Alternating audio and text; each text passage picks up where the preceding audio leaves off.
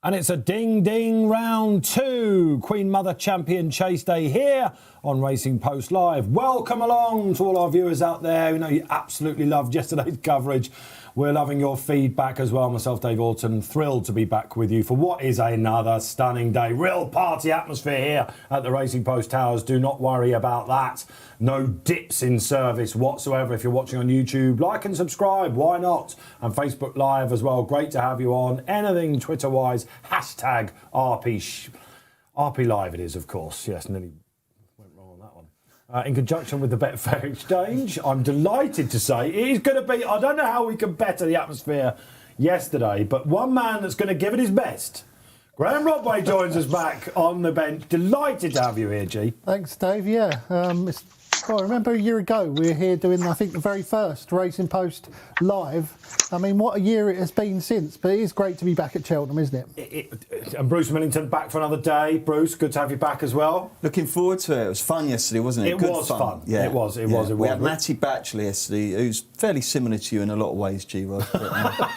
So hopefully you can sort of carry on, keep up the same vibe. It was this day last year when racing was suspended. It was this date. Right, yeah. I see. Not this. Of course, because Cheltenham's later now, isn't it? Could have sworn the Thursday and Friday at Cheltenham took place. Still, it was this date. I got reminded that I was one of the people wheeled out to do a phone-in, but try and make... I wouldn't like to listen to that back, actually, because none of us had a clue, did we, what was going to happen.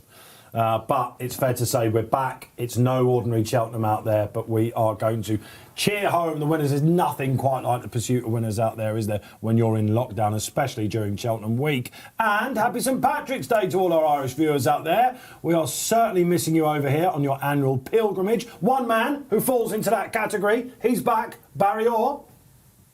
Good afternoon, gentlemen. How are we all? Dressed appropriately, Barry. That was odds on. Only a little bit of green. Like, would you believe I haven't got a green shirt in the house? I went to 3 different shops this morning and couldn't get a piece of shamrock. For an Irishman, that's unheard of. It just goes to show what lockdown is doing to us over here. My father, who went to the great betting shop in the Sky about 10 years ago, he'd be spinning in his grave if I hadn't got shamrock on St. Patrick's Day. So I have to apologise to all our viewers first.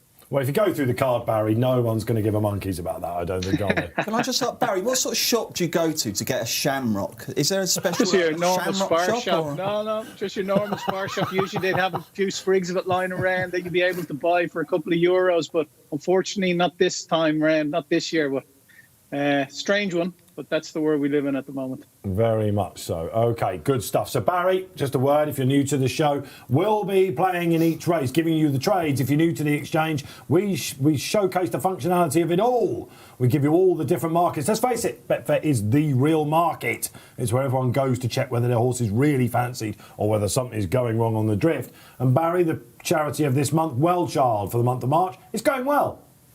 It certainly is, yeah. We won 200 quid yesterday for Well Child to add to the 865 that we've won already for the month of March. So, yeah, over £1,000 at the moment. And fingers crossed we'll add to that again today. Got a couple of juicy ones in the on the score sheet yesterday, Barry, didn't you? Is there a big one we can preview up? Is there a lay that you're really looking forward to this afternoon? Can't wait to take on Chacun Poursuit. I think he's been beating up knob horses over here, and he's going to get it put up to him today by proper 2-mile chasers. And I think he'll vomit when he sees that hill after jumping the last. So, yeah, look to take him on big time today. OK, this is all improvised here. We don't do rehearsal. Well, that was absolute gold, my friend. Wow. Happy days. So there you go. You heard it first. Chacun Poursuit. Betfair Barry says will not win. The big hitter from Betfair getting stuck in. Shall we get up what some are calling the race of the festival? Onto the screen, the 120. It is the Ballymore. Just 7 runners. Although one firm, Barry, were going 3 places, weren't they? Yeah, the Betfair Sportsbook, we're offering 3 places, enhanced place terms here with just the 7 runners.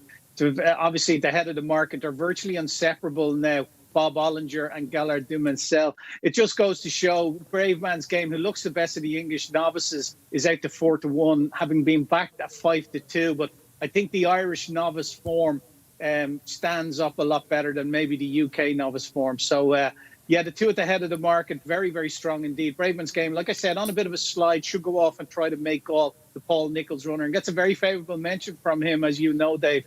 Brave Man's Game. The horse I like in it was Bear Gills. Nicky Martin, small stable down in Somerset, and it's flown under the radar somewhat. probably would have liked to get another run into him. He has some really decent form. I liked his win in Exeter and Fastloss and Lingfield as well. And I just thought if he was from another yard, he'd be a lot shorter in the betting. Now, I must admit, I'm on him in the anti-post market here, and I'm on him in the day of race market as well at 16. He's into 9.6 now, which is really, really short. But just to showcase the functionality of the exchange, just to start off nice and easy, we're going to have 25 quid on Bear Grylls and 25 in the place market on Bear Grylls. And we're going to go 3 places, Bruce. Okay. So first of all, happy to be a price taker here at 9.8 or at 9.6. So we'll just have a straight 25 quid on him at 9.6, Bear Grylls. Barry, should we take this quite slowly, just in case anyone's seeing this for the first time? So if you can see, just as I put the stake in there, I'll do it again. Look, there's nothing there. If you watch here, as I put in the 25, it will show what the potential liabilities are. So I'll lose 25 on everything else, win 215 on Bear Grylls. I place that bet, confirm, and then it's done. OK, and then I'm going 3 places, Barry, yeah? Yeah, and it shows up there. We win 215 quid and all the other selections lose us the 25 stake. And then, yes, into 3 places. Now, the standard place terms here are 2 places because there's only 7 runners. But there's also a 3-place market up here as well. And we're going to back them, and we're just going to be a price taker again. And we're going to have 25 quid on them to win or to place in the first 3. Now, the market suggests that it's a closed shop for the first 3 in the betting: Bob Ollinger, Gallinard, Dumancel and Brave Man's Game. But I think Nicky Martin's runner could surprise a few people here. He's got some really good form in the book, hasn't he? It was a handicap he won last time. Exeter's been roughed off since that. Really popular to do that day was. Took lots of hurdles with him, still did it. Handicap winner, winning the Ballymore. We've spoken about him this morning, haven't we? You flagged him up to me, said there's been loads of money for him. His penultimate Lingfield form, winners coming left, right and centre. Yeah, it's one of those things, isn't it? When you get an unbeaten horse like him, it's hard to know just how good they might be. They might not be up to it. RPR suggests he's got quite a bit to find, maybe £10, £15, but he's never been beaten. So how good could he be? He's sort of the X factor in the race, isn't he? They never entered him in a handicap at any stage. Loads of punters I know were like, what's he in? Is he Coral Cup? Is he going to go, maybe Albert Bartlett, some of that? This has been the plan throughout. Nicky Martin, interesting story this would be. Used to be, a top owner with Philip Hobbs, took out the licence herself, got all the, she used to break them in, all that sort of stuff. A couple of years been going well. The Two Amigos would be another one you remember in those colours.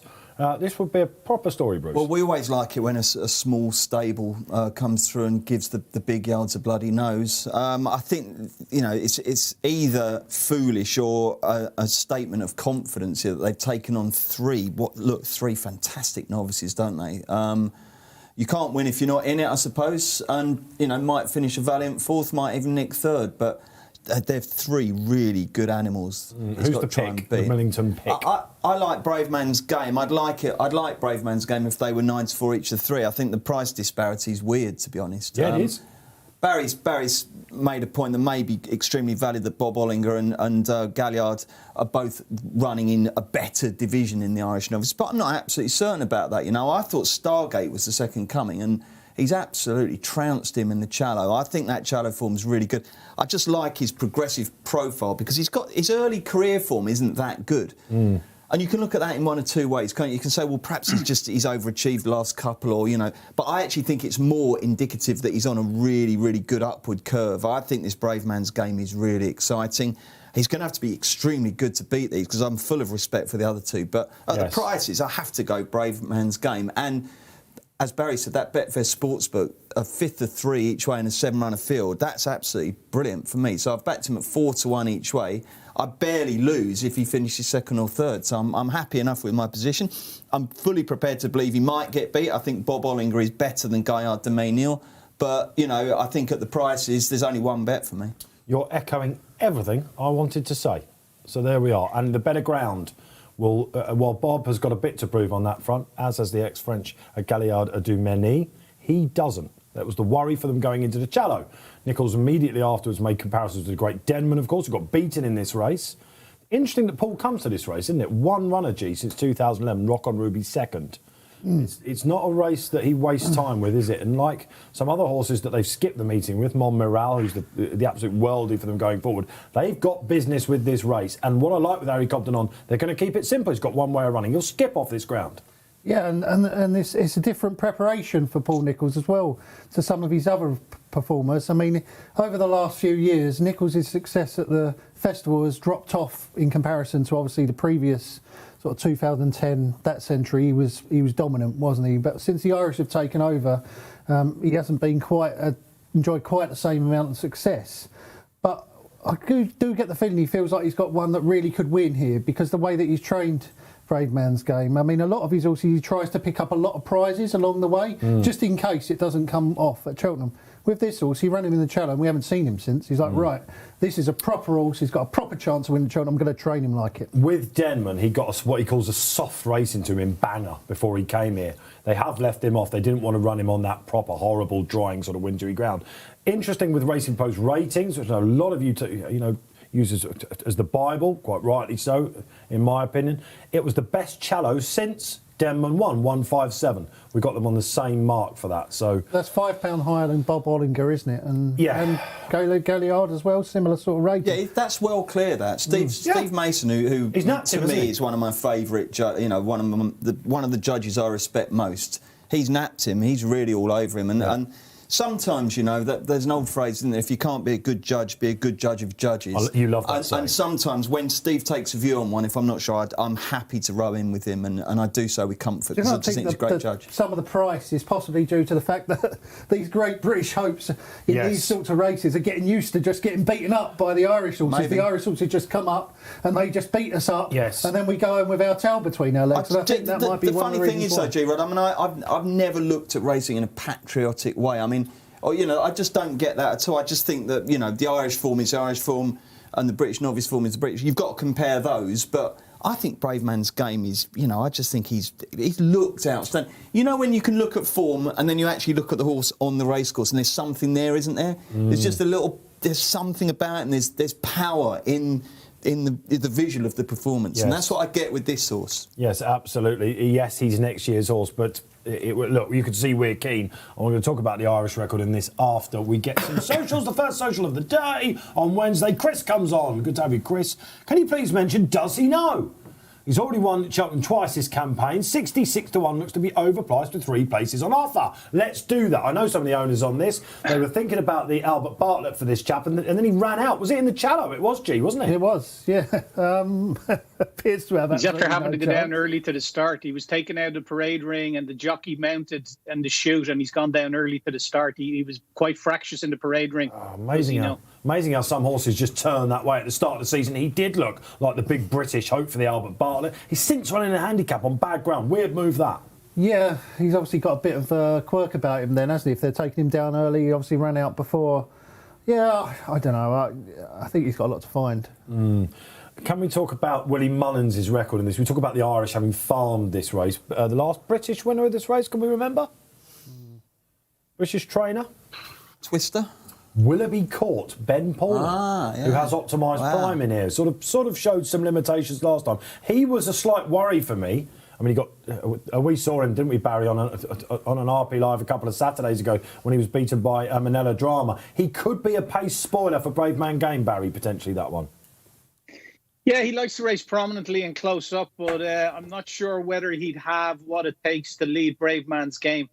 I'm pretty sure that Brave Man's Game is going to go to the front, and I don't think anything will head him down to the first anyway, unless, does he know, who does like to be held up, unless he just runs away with David Bass, or David Bass lets him kick on, which is his forte as a jockey a lot of the time, is what he likes to let horses do. But Brave Man's Game from a pace angle is the one for me that's going to go out and won't see another horse. I like that Harry Cobden angle if he does get the lead as well. Let's get some more socials up in the corner. Thanks, Chris, for opening the show with that. Andy Sim comes back and he says, hi guys, Brave Man Game for me. Happy days, Andy. Hopefully we've covered that. Lots of confidence in here. And Bob Ollinger for me says Ben Hodson's 17, but one of the Irish bankers that's not odds on, I guess.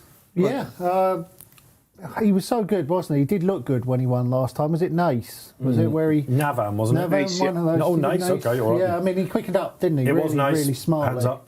When he really went for him, he just showed that snap turn of foot. And I think that's the thing with this race, isn't he? The other two look more staying types. He looks the speed horse. Do you remember when the new one won this race? And he sort of won it with a real impressive burst of speed. If someone's going to win it like that, it'll be Bob Ollinger.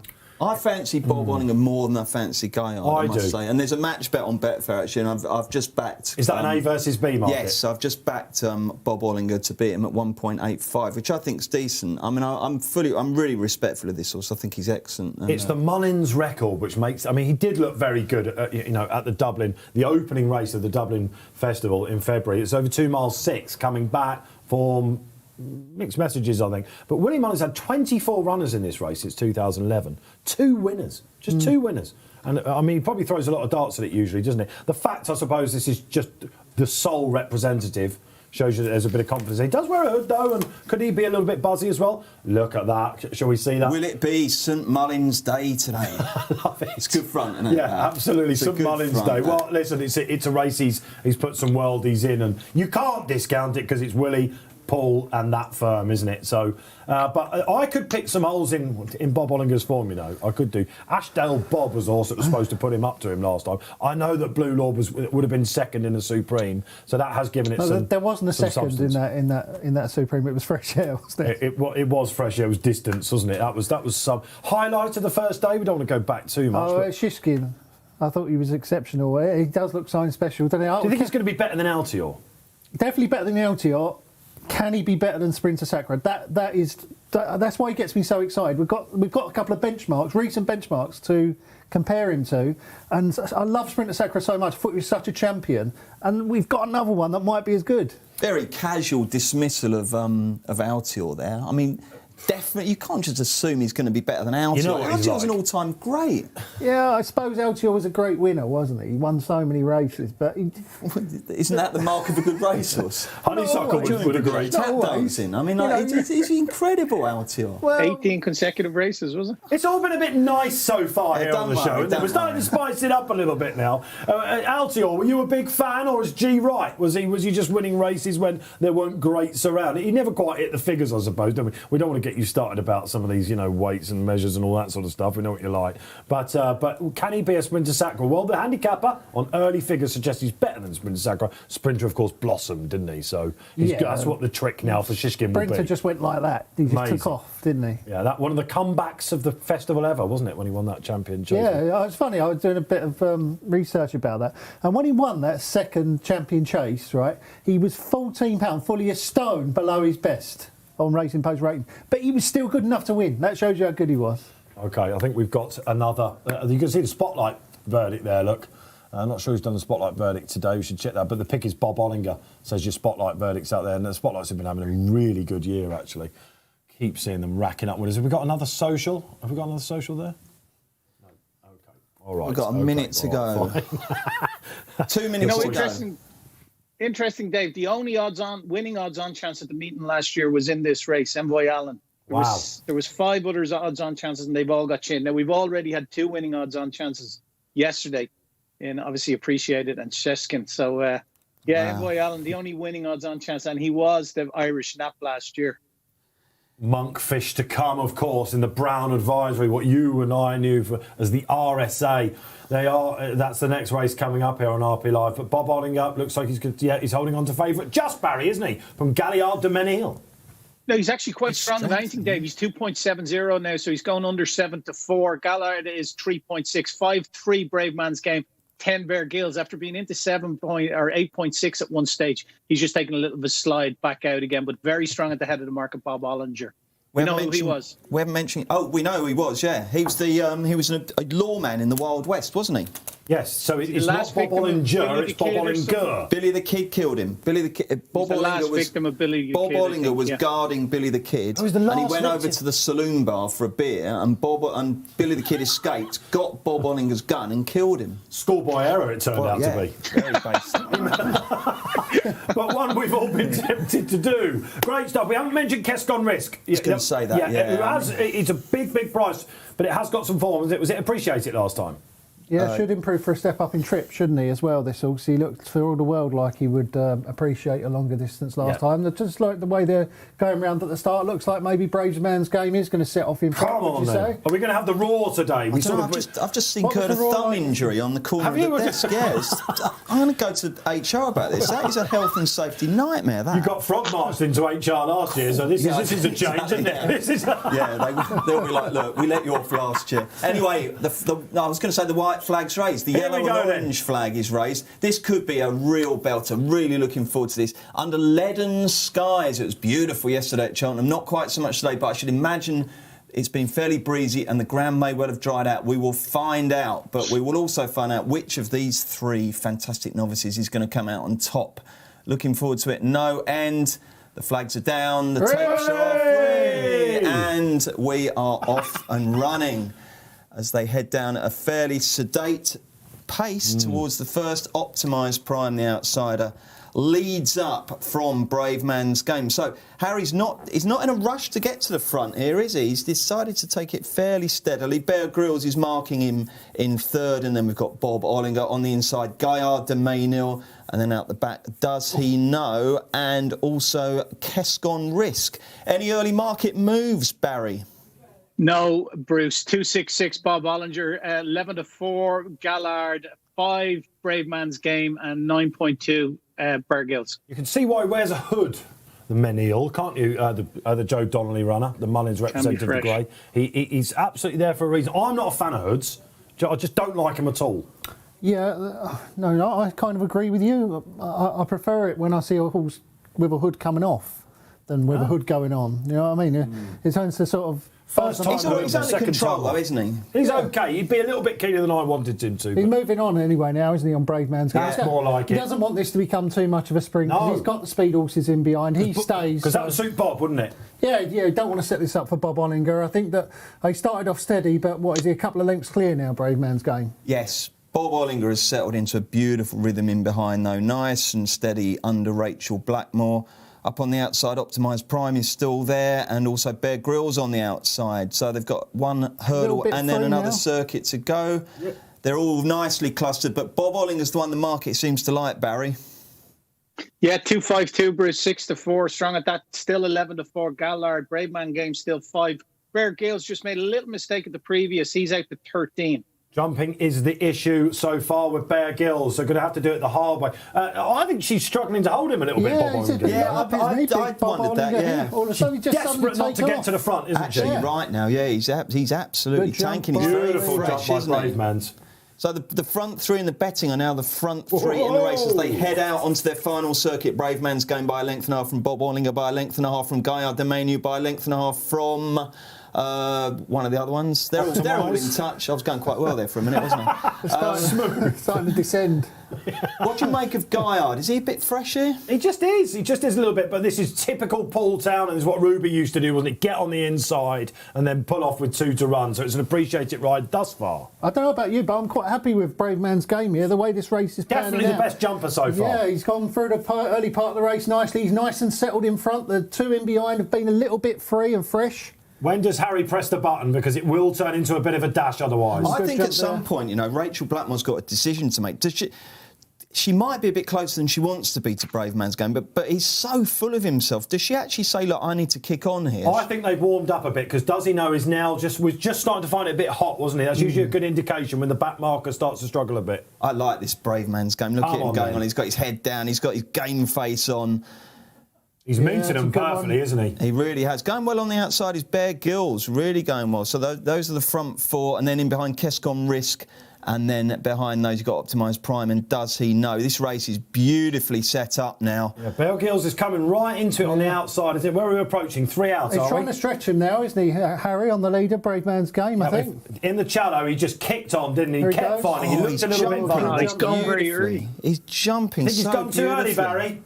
No, he's fine. I think he's gone too early up there on Bear Gills. He seems to be very keen to get up beside an eyeball Brave Man's Game. You say that, the market likes him now, though, Barry. He's into 7-1. Paul Town and Rachel Blackmore will like that they've had to keep Harry honest because he can't give up the lead. Kescon Risk not totally done with either. No, he's not. He's absolutely not. So it's 5 in it as they come down the hill with 2 to jump, and it's still Brave Man's Game. On the outside, Bear Gills. On the inside is Gaillard de Mainil. Bob Ollinger now in 4th place, and marking those is Kescon Risk as they jump 2 out. And it's another beautiful jump. Brave Man's Game has not put a foot wrong.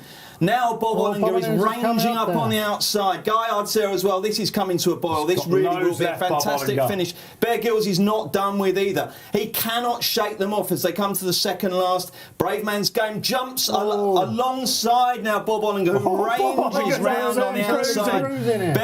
Bear Gills is done with. Brave Man's Game is struggling to keep tabs with Bob Ollinger. In 3rd is Gaillard de Mainil as they straighten up with 1 to jump. And Rachel Blackmore sends Bob Ollinger to the front. Bob Ollinger is on his way to victory. He's just got to jump this now. He's trying to stay on Brave Man's Game. It's going to be a good battle for second with Gaillard de Mainil. But it's Bob Ollinger all the way, cantering up the hill in very impressive fashion. Gaillard de Mainil has taken second, but he's 5 lengths behind. It's Bob Ollinger in the Ballymore by 7 or 8 lengths from Gaillard de Mainil, by 5 lengths to Brave Man's Game, and he just about holds on for 3rd place. Wow, that was really impressive. Bob Ollinger gets it done in fantastic style. What a start to St Patrick's Day out there for the Irish. With a banker, one of them goes in. Bob Ollinger, wow, that was impressive. Running away with Rachel Blackmore. There was that key moment where Bear Gills moved up to Brave Man's Game, just softened him slightly. Perfect for Rachel Blackmore. But I think we are looking for excuses for the rest. 2 opening novice races, guys. 2 seriously impressive winners. That's got to be favourite now for either the Marsh, isn't it, or the RSA. Do you think you're going to go chasing Bob Ollinger? Got to go chasing. I thought he looked all over got to go chasing. I think Dave's broken his record for what will he do next. He loves it. What will they do next? The programme book is done. It's got them all mapped out before they've even spoke to Matt Chapman or whoever's doing the interview. I know, he's all over a champion hurdler, Dave. Do you not think so? Yeah, of course he is. He is. This is a good race for champion hurdlers. I agree with that. Yeah, champion hurdle. For me, I thought the best jumper until 2 out was definitely Brave Man's Game. Yeah, but there was nothing wrong with Bob Ollinger's jumping. No, not at all. And listen, this is Rachel's festival so far, isn't it? Broke all the records yesterday on Honeysuckle, and that is a serious horse. Listen, if you were on after Nace in January, wow, you're really excited now. If you talk to short odds, listen to some of the best Irish judges out there. This is already one, they said. And it's home and home. That was really impressive. Gaillard probably just done for a bit of toe, wasn't he? Yeah, and Brave Man's Game as well. It's to my eyes a real speed horse against 2 stayers. Made him look slow, didn't he? Interesting. Definitely 3 miles for Brave Man's Game. 3 mile. Bear Gills is coming back up. He's going to be lovely as well. Barry, what was the story of the race? There was no massive in-running story, Dave, to be perfectly honest with you. You know, Brave Man's Game didn't trade short at all, and nor did Gaillard du Mainil. I think it looked like Bob Bollinger. He was 10s on jump at the last, and then he went all the way down to 101 after that. No massive in-running news. Isn't it lovely when you're on a horse and you know, turning in at Cheltenham on good ground, that your jockey is holding on to a stone under the saddle? We've seen it with Appreciate It, and we've seen it now with Bob Ollinger. He just shortened into 2 out, didn't he? He did. I don't know. It's Henry de Bromhead as well, isn't it? Obviously, he's won champion early, you know, but I don't know. For me, I would like to see him over fence. What do you reckon? Have we just seen next year's champion hurdle winner? 2 from the same stable fighting it out next year. Well, he surely is not going to go 3 miles next year, is he? I don't know. You wouldn't do that. Look at the way he's gone through that race. He's so free and keen. You know, I just think he's going to be a real fast run 2 miles. He could be something real special. He really does look good, doesn't he? He looks the absolute business. And again, as with Honeysuckle yesterday, Rachel Blackmore keeps it simple, doesn't she? Follows the lead, doesn't get herself boxed in, takes it up nice and early, no dramas, just absolutely brilliant. And a beautiful part of the race was where Bear Gills did go up and take it to Brave Man's Game. It was the key of the race. And Rachel just let them go, didn't she? Because she was alongside Brave Man's Game. She let Bear Gills just go and she didn't panic at all. It was perfect. Let's get a social on the screen then. Some reaction out there to the Ballymore race of the week. Lewis Skeet says, come on, Bob, aye. Whoa, they're staring down the barrel again, these bookmakers, Barry. Monkfish coming up.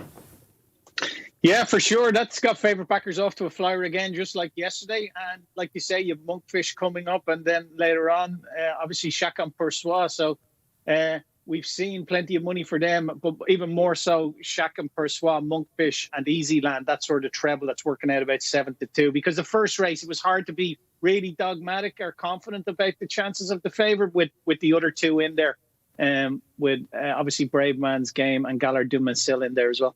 What's the multiple today then, Barry? Obviously, it would be Bob, Monkfish. I think we obviously would it be Easyland? It's more Monkfish, treble, Chacun Persois, and Easyland. Of course. It's more Monkfish, Chacun Persois, and Easyland. That's the short, the odds-on treble that's working out about 7-2. It's not even kicked off yet. Then absolutely fantastic. All right, great stuff. We're hearing in my ear, thanks to Rob Lee. Obviously, we know the sun has been baking. Simon Clay's got a lot of respect for what he said yesterday. Watering is not even on my mind.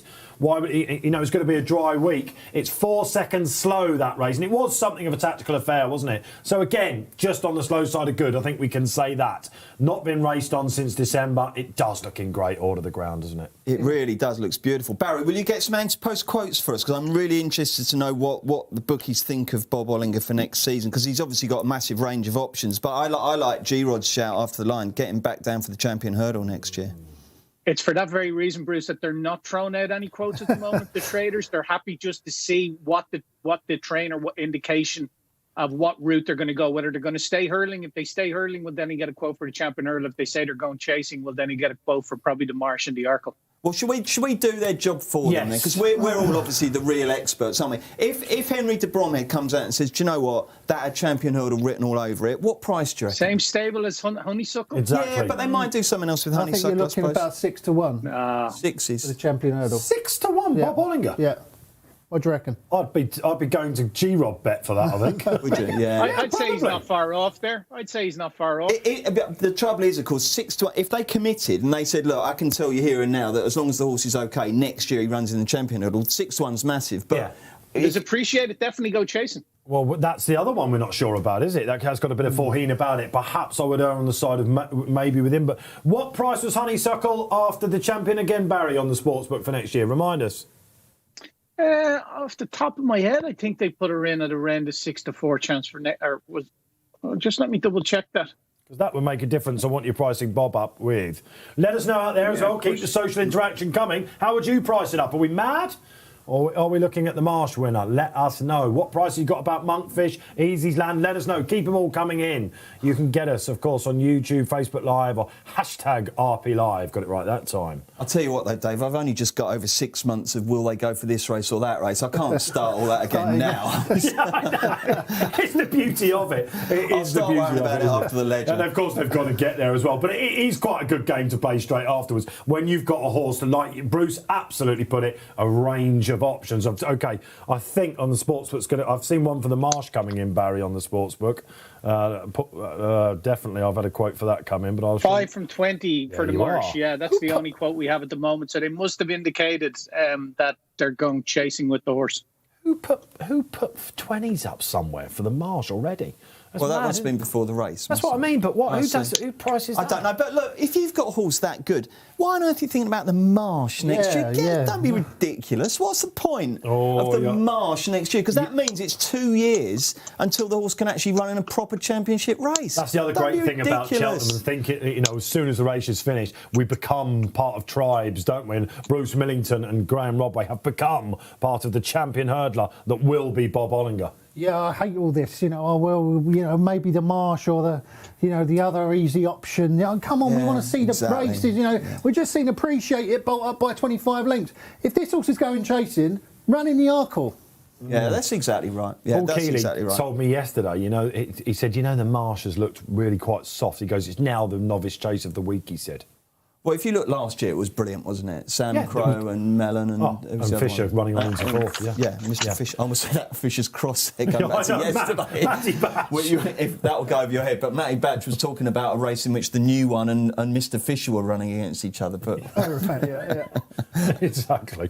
The mad Matty Batch. What a great performance that was by him yesterday on RP Live. We had such fun. And we're keeping it going. Keep the social comments coming in. We are, 1:55. So around about 20 minutes we've got until the Brown Advisory. Are you one of these that's always going to struggle to call it the Brown Advisory? No, You've moved on. Because we've been sponsors at Racing Post. I get the massive hump when people go, "Oh, whatever it's called now." We all know what it's called. It's called the Brown Sponsorship Advisory. was always your big thing, wasn't it? No, not. No. Well, you always That's Louisa. What I mean is, you always used to drum into breaking stories and that kind of thing. But well, you would say, for example, say the RSA had, I don't know, a sponsor. I always remember when you were editor, you used to drum down into us, make sure you get the sponsor's name in. But that's right, though, isn't it? And sponsors are an important part of racing. They do put in, and they do help with price. I can't stand all this. Oh, whatever. I'm not calling it a Ladbroke. I'm going to call it a Hennessy. I get that. It's a proper name. I get that, but I think the sponsors do get what they deserve when they call it a ridiculous long name. Like the free pot bet builder? Name me a big race that's got a ridiculously long, that's ever had a ridiculously long title. I think the courses tend to keep them fairly tight, don't they? Well, we could. I think you just had an example there from Dave. What? Don't you remember what it was called? What was it? The free pot bet builder. Betfair Cheltenham free bet pot builder game spirit chase. Oh, you got it out in one. There you go. Would I be allowed then to say, whatever it's called? Okay, all right. We just called it the Betfair game spirit. It's important to we do need people to know this used to be the RSA, so that they actually know what race we're talking about. I mean, that's important. But Brown Advisory have stuck their money in when not many other people. They have sponsored quite a few other races before. That's why at the moment we're saying RSA to let people know what it is. But that free pot bet builder, which is really difficult to say quickly, that got some great advertising, Barry, because, of course, it was postponed, that meeting, and then you changed your mind. But the advertising was done, wasn't it? Yeah, well, it was postponed, so we had the opportunity to change the race name with Weatherby's off the back of that postponement. And, thankfully we took it up. We listened to what people had to say. Social engagement on Twitter and that on social media was saying, listen, this is a ridiculous name. We were trying to promote our offer, that 5-week offer that ran from the 13th of February into the 13th of March. And, sponsors have to be able to, advertise their wares, so to speak. And we wanted to incorporate that name into a race, but the Game Spirit was probably not the race to do that in. You probably should have done it in the Handicap Hurler, one of the lesser races that was still shown on ITV. Definitely, it ruffled a lot of feathers that we had the audacity to call such a race with such rich heritage as the Game Spirit, to call it a name like that, which is understandable as well. It was almost like it was always part of the plan. But we must move on to the ex-RSA. If only we were that clever. Well, listen, there you go. All right, you've just summed that one up. OK, let's go to the ex-RSA then. It is the 155, the Brown Advisory Novice Chase. If you thought Monkfish, the second coming, as has been described, flawless over fences so far this season, was going to drift and you were going to get a bigger price than you thought. After that one went in the first, Barry, not much chance, I imagine. No, not at all. 7-2 on now, Dave. Has been matched at around 4-7, 1.59 on the Betfair Exchange. And again, just like appreciated yesterday, being back as if defeat is out of the question. Very, very strong indeed. 1.28, 2.4 million matched in this race, Dave. 2.4 million matched, nearly 2.5, and 2.2 of it is on the favourite. So that will tell you what punters think about the rest of the runners in this race. Over 98% of a bet on the favourite Monkfish. I'm going to bet without here, though. I like Sporting John in the race. Won the Scilly Isles, came from a very uncompromising position in the Scilly Isles to win. Traded at 70 in running that day. Some people thought it should have been 700 in running. Such was the way he was going at the time. But he traded at a high of 70 on the Betfair Exchange. I'm going to back him without the favourite. It's just a speculative bet here, Bruce, as well. So without Monkfish, so your horse can win the race. Sporting John can win the race, or if Monkfish wins the race and we come second to it, we also get paid. So he's in there. I think he's a very fair price at around the 7-2 mark, 4.4. He'll be staying on best when others are crying enough. And we're going to have 50 quid on him at 4.4. So 3.5 Sporting John. The winner comes second to Monkfish. I think it's a poor enough race without the favourite. I don't think there's any world beaters in here. And I just like that grade 1 form that he showed when winning the Scilly Isles. And I remember this race last year. I was on Manila Indo for a touch and Champ came from the clouds, trade at a high of 400 in running to win. So this horse could trade high in running again, but I'm happy just to be on without the favourite.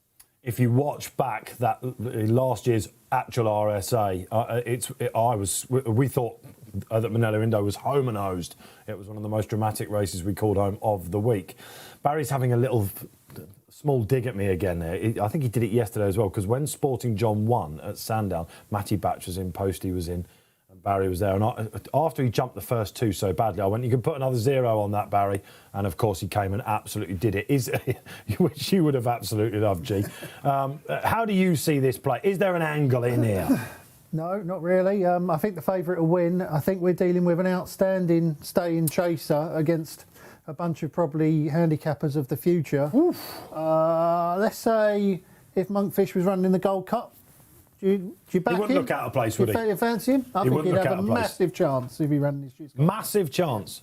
Like Shishkin, he was one of the 3 novice chasers that come into this meeting with a 170 next to his name. He was the other one that emulated him. He has looked flawless, hasn't he? No angling. Of course, listen, you don't have to have a bet in every single Cheltenham Festival race, safe gambling. Perhaps this is the one to just sit back and admire something beautiful. What about you, Bruce? Do you know what? I've just laid Monkfish, and I've spent all winter absolutely drooling over this horse. I just think he's fantastic. But my goodness me, 128.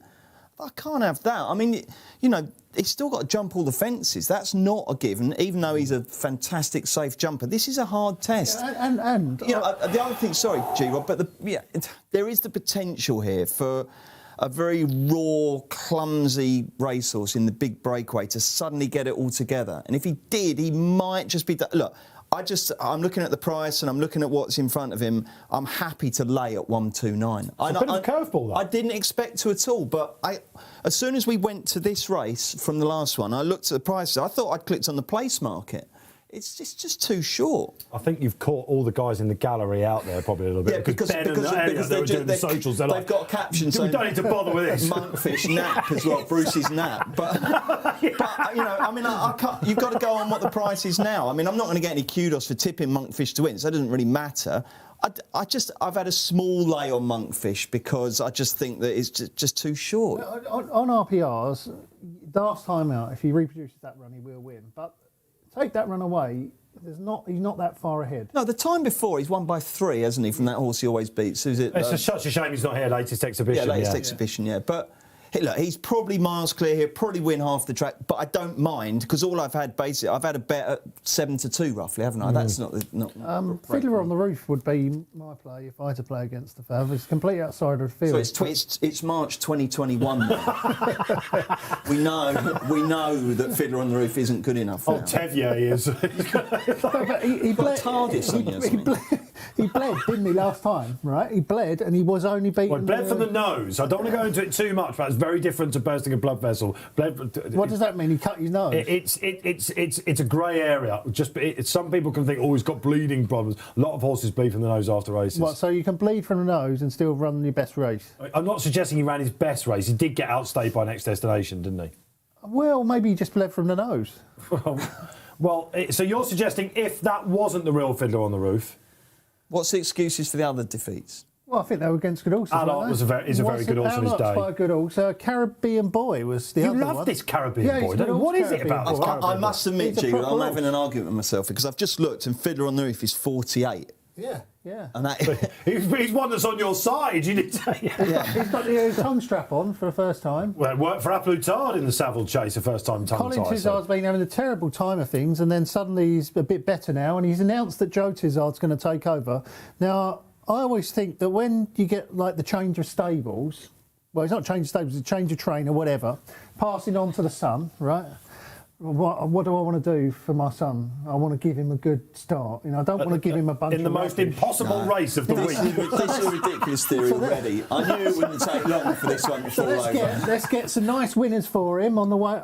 Just as we're coming into March, April, and he's got some really good horses coming through, and we'll give Joe a flying start. So if that wasn't happening, he wouldn't be trying to train winners. Well, of course he would be, but there's extra incentive. This is the gift. This is Colin Tizard's gift to Joe, Fiddler on the Roof, beating Monkfish in the RSA. Yeah, and then having a proper Gold Cup couples to go to war with next year, alongside the one that's gone completely wrong, Launceston Translation. Oh, yeah. Obviously, Native River's probably going out. What about the big breakaway? The big breakaway's that gift, G. He's half the price. He's an absolute loon, isn't he? Yeah, but what if he got it together? What if he got it together? I've just backed Fiddler on the Roof to cover for the show. I'm having arguments with myself here. Yeah. I'm a one-man. that argument reminds me. Having worked under him for years, I can tell you it's not the first time this has happened. You know that one in golf where they say I've got the nappy factor, because they've got a baby coming, then suddenly they play better. Well, you train better because your son's taking over. What do you think? I'm not having it at all. If this wins, I'm going to patent the nappy factor for racing. I am surprised he's a bigger price than Dickie Diver, who's had a terrible prep, hasn't it? It's been absolutely awful. And yeah, I mean, he's gifted, isn't he? But he's barely run, has he? What do we make of Eclat de Rire? Well, Barry, have you got an a view on this horse? Yeah, I thought he had a chance, Bruce, to be honest with you. He's been running well over here in Ireland. He's a horse that, has been running on softer ground, but I'm sure he's going to appreciate a bit of better ground. Obviously, she's had the first winner in Henry de Bromhead stable in good form, but the last day in behind the Scarry attended, he let the form down just a little bit yesterday in the... No, you're happy enough with that? I'm not so sure. Win it? I thought it was a really good national hunt chase yesterday. The right three horses came out on top. I thought the best ride won it on Galvin, and I think they're all nice horses. This is the one I like, Barry, in the without market. What price is he now? In the without market, the last time I looked, he was actually he's favoured in at 2.86. This horse has been toying with opponents, and it is, for me, he looks like a proper horse.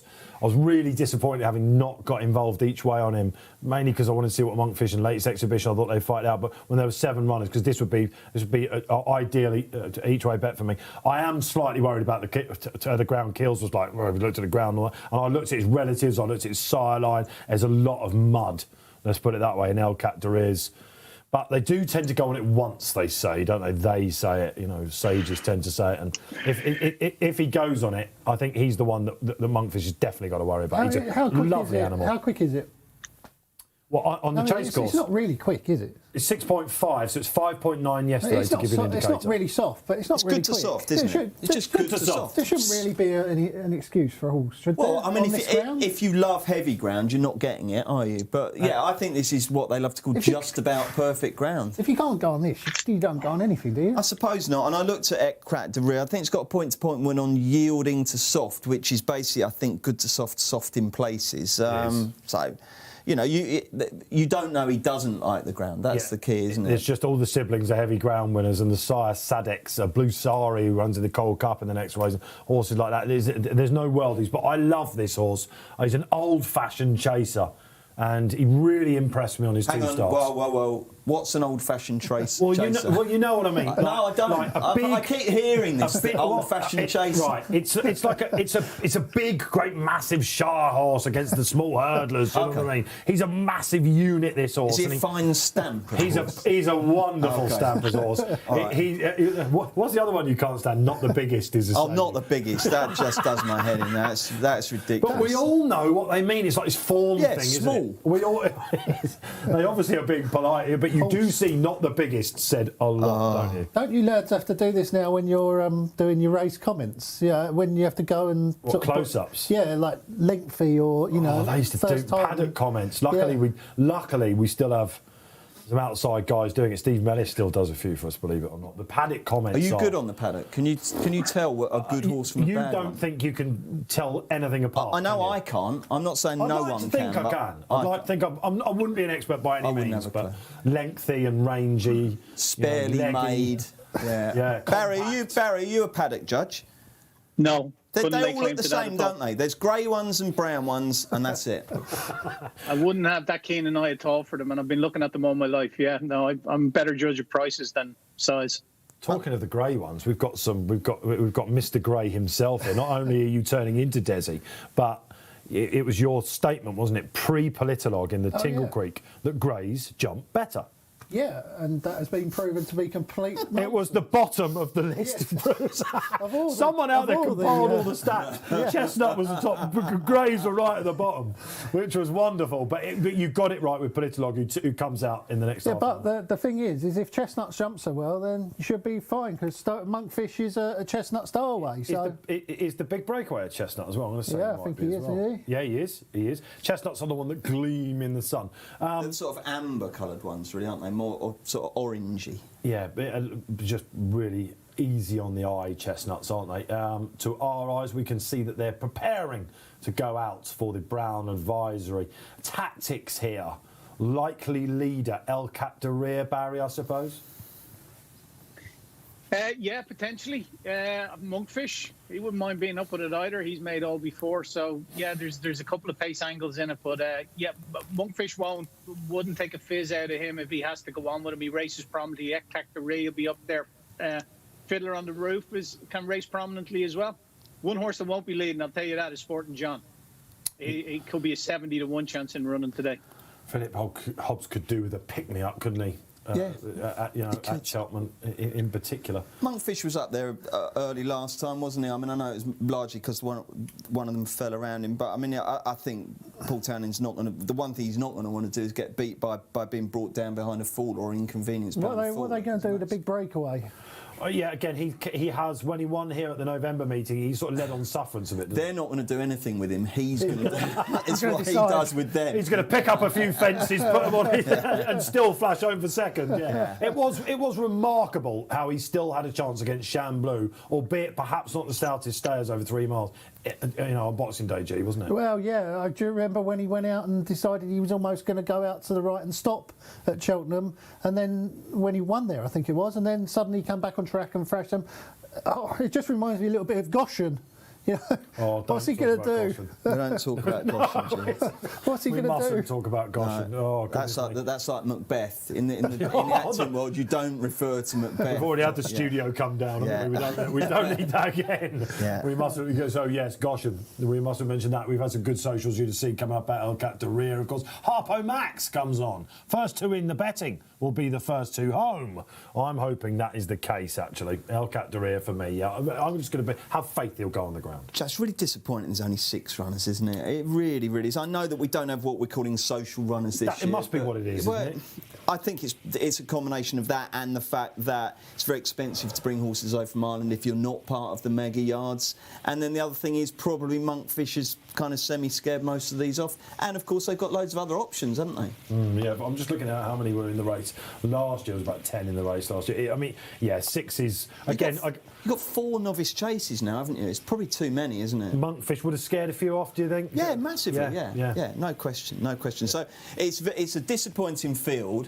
We've got a fantastic horse, and I know I've laid him, but that's just an expression of how short he's got. I hope he wins. I think he's fantastic, and I'd love to see him potentially join that really elite rank of horses because he just looks so exciting. He looked really exciting last year, didn't he, when he won here, and he's just progressed fantastically. So he had to fight for that Albert Bartlett, of course he did, yeah. But it was a decent field, wasn't it? It was a good field. Yeah, very good field. You know, Time Hill, Fury Road, who goes tomorrow. Does he go tomorrow in the Stairs? I think he's in there, isn't he, Fury Road? He must be. Yes, he is, yeah. And who's the other one? Oh, Latest Exhibition, of course. Really, I mean, we've talked about horses that haven't made it, and Igamine was kind of the match-up that never was. But, this would be round 3, wouldn't it, between Latest Exhibition and Monkfish? Monkfish has the brilliance. Latest Exhibition, because of how hard he's tried against him, these rivalries that we see in jump racing over and over. But it's sad that he's not there. Do we know why he's not over Paul Nolan's stable star, Barry?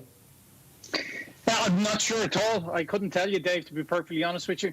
I think DJ was saying something along the lines of, he's been beaten a couple of times by Monkfish.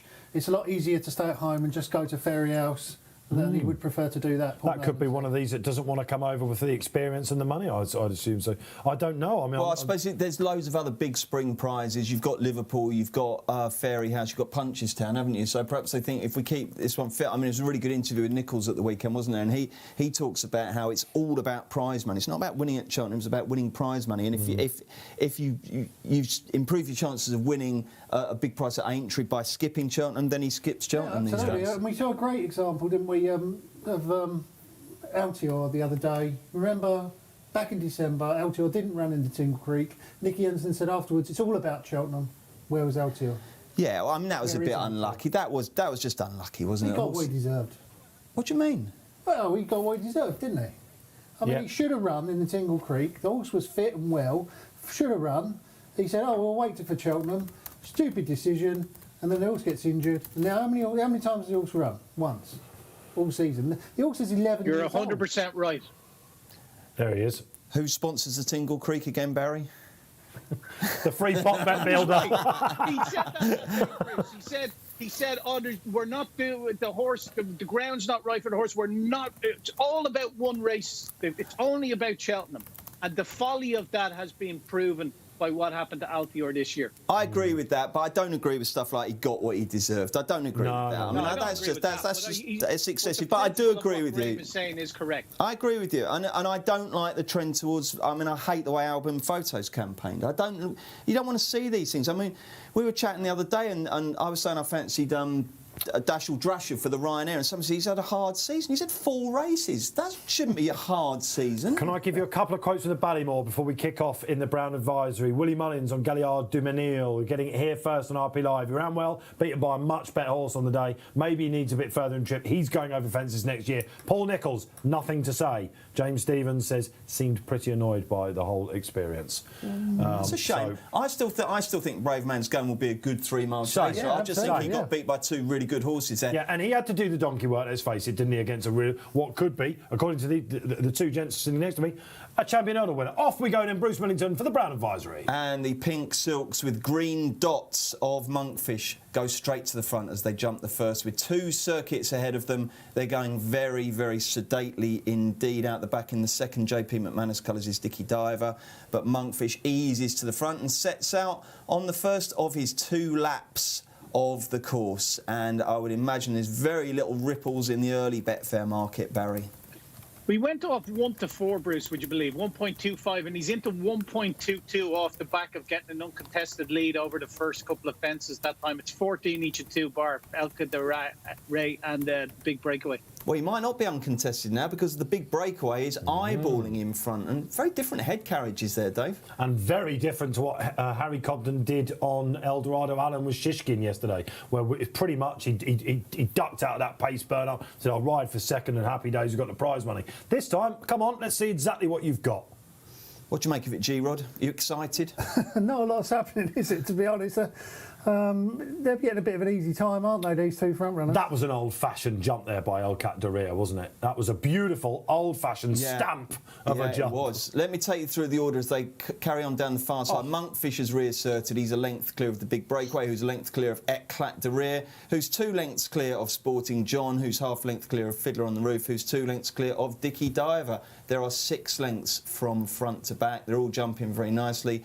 No dramas, not a great deal to report as we head up the hill to the first of the 2 ditches that they will take before they head down towards the home straight with another lap to go. And it's all nice for Monkfish. The Big Breakaway's behaving himself, Dave, isn't he? Settled nicely. He's not done anything silly yet. He is. You almost feel like you've been a bit disparaging about him now, looking at the way he's been going. I mean, we'll talk about it after this race, but this is one of the bets of the season. I put it in my 10 to follows at the start of the season. Big Breakaway, RSA, not a penny on. We've all got a few of those, I'm sure. Yeah, absolutely. So, Monkfish, he's really big at his fences, isn't he? I mean, that's one thing. He's not touching a twig, to use another old-fashioned racing saying. He's absolutely brilliant. He's coming down to what used to be a really difficult downhill fence here.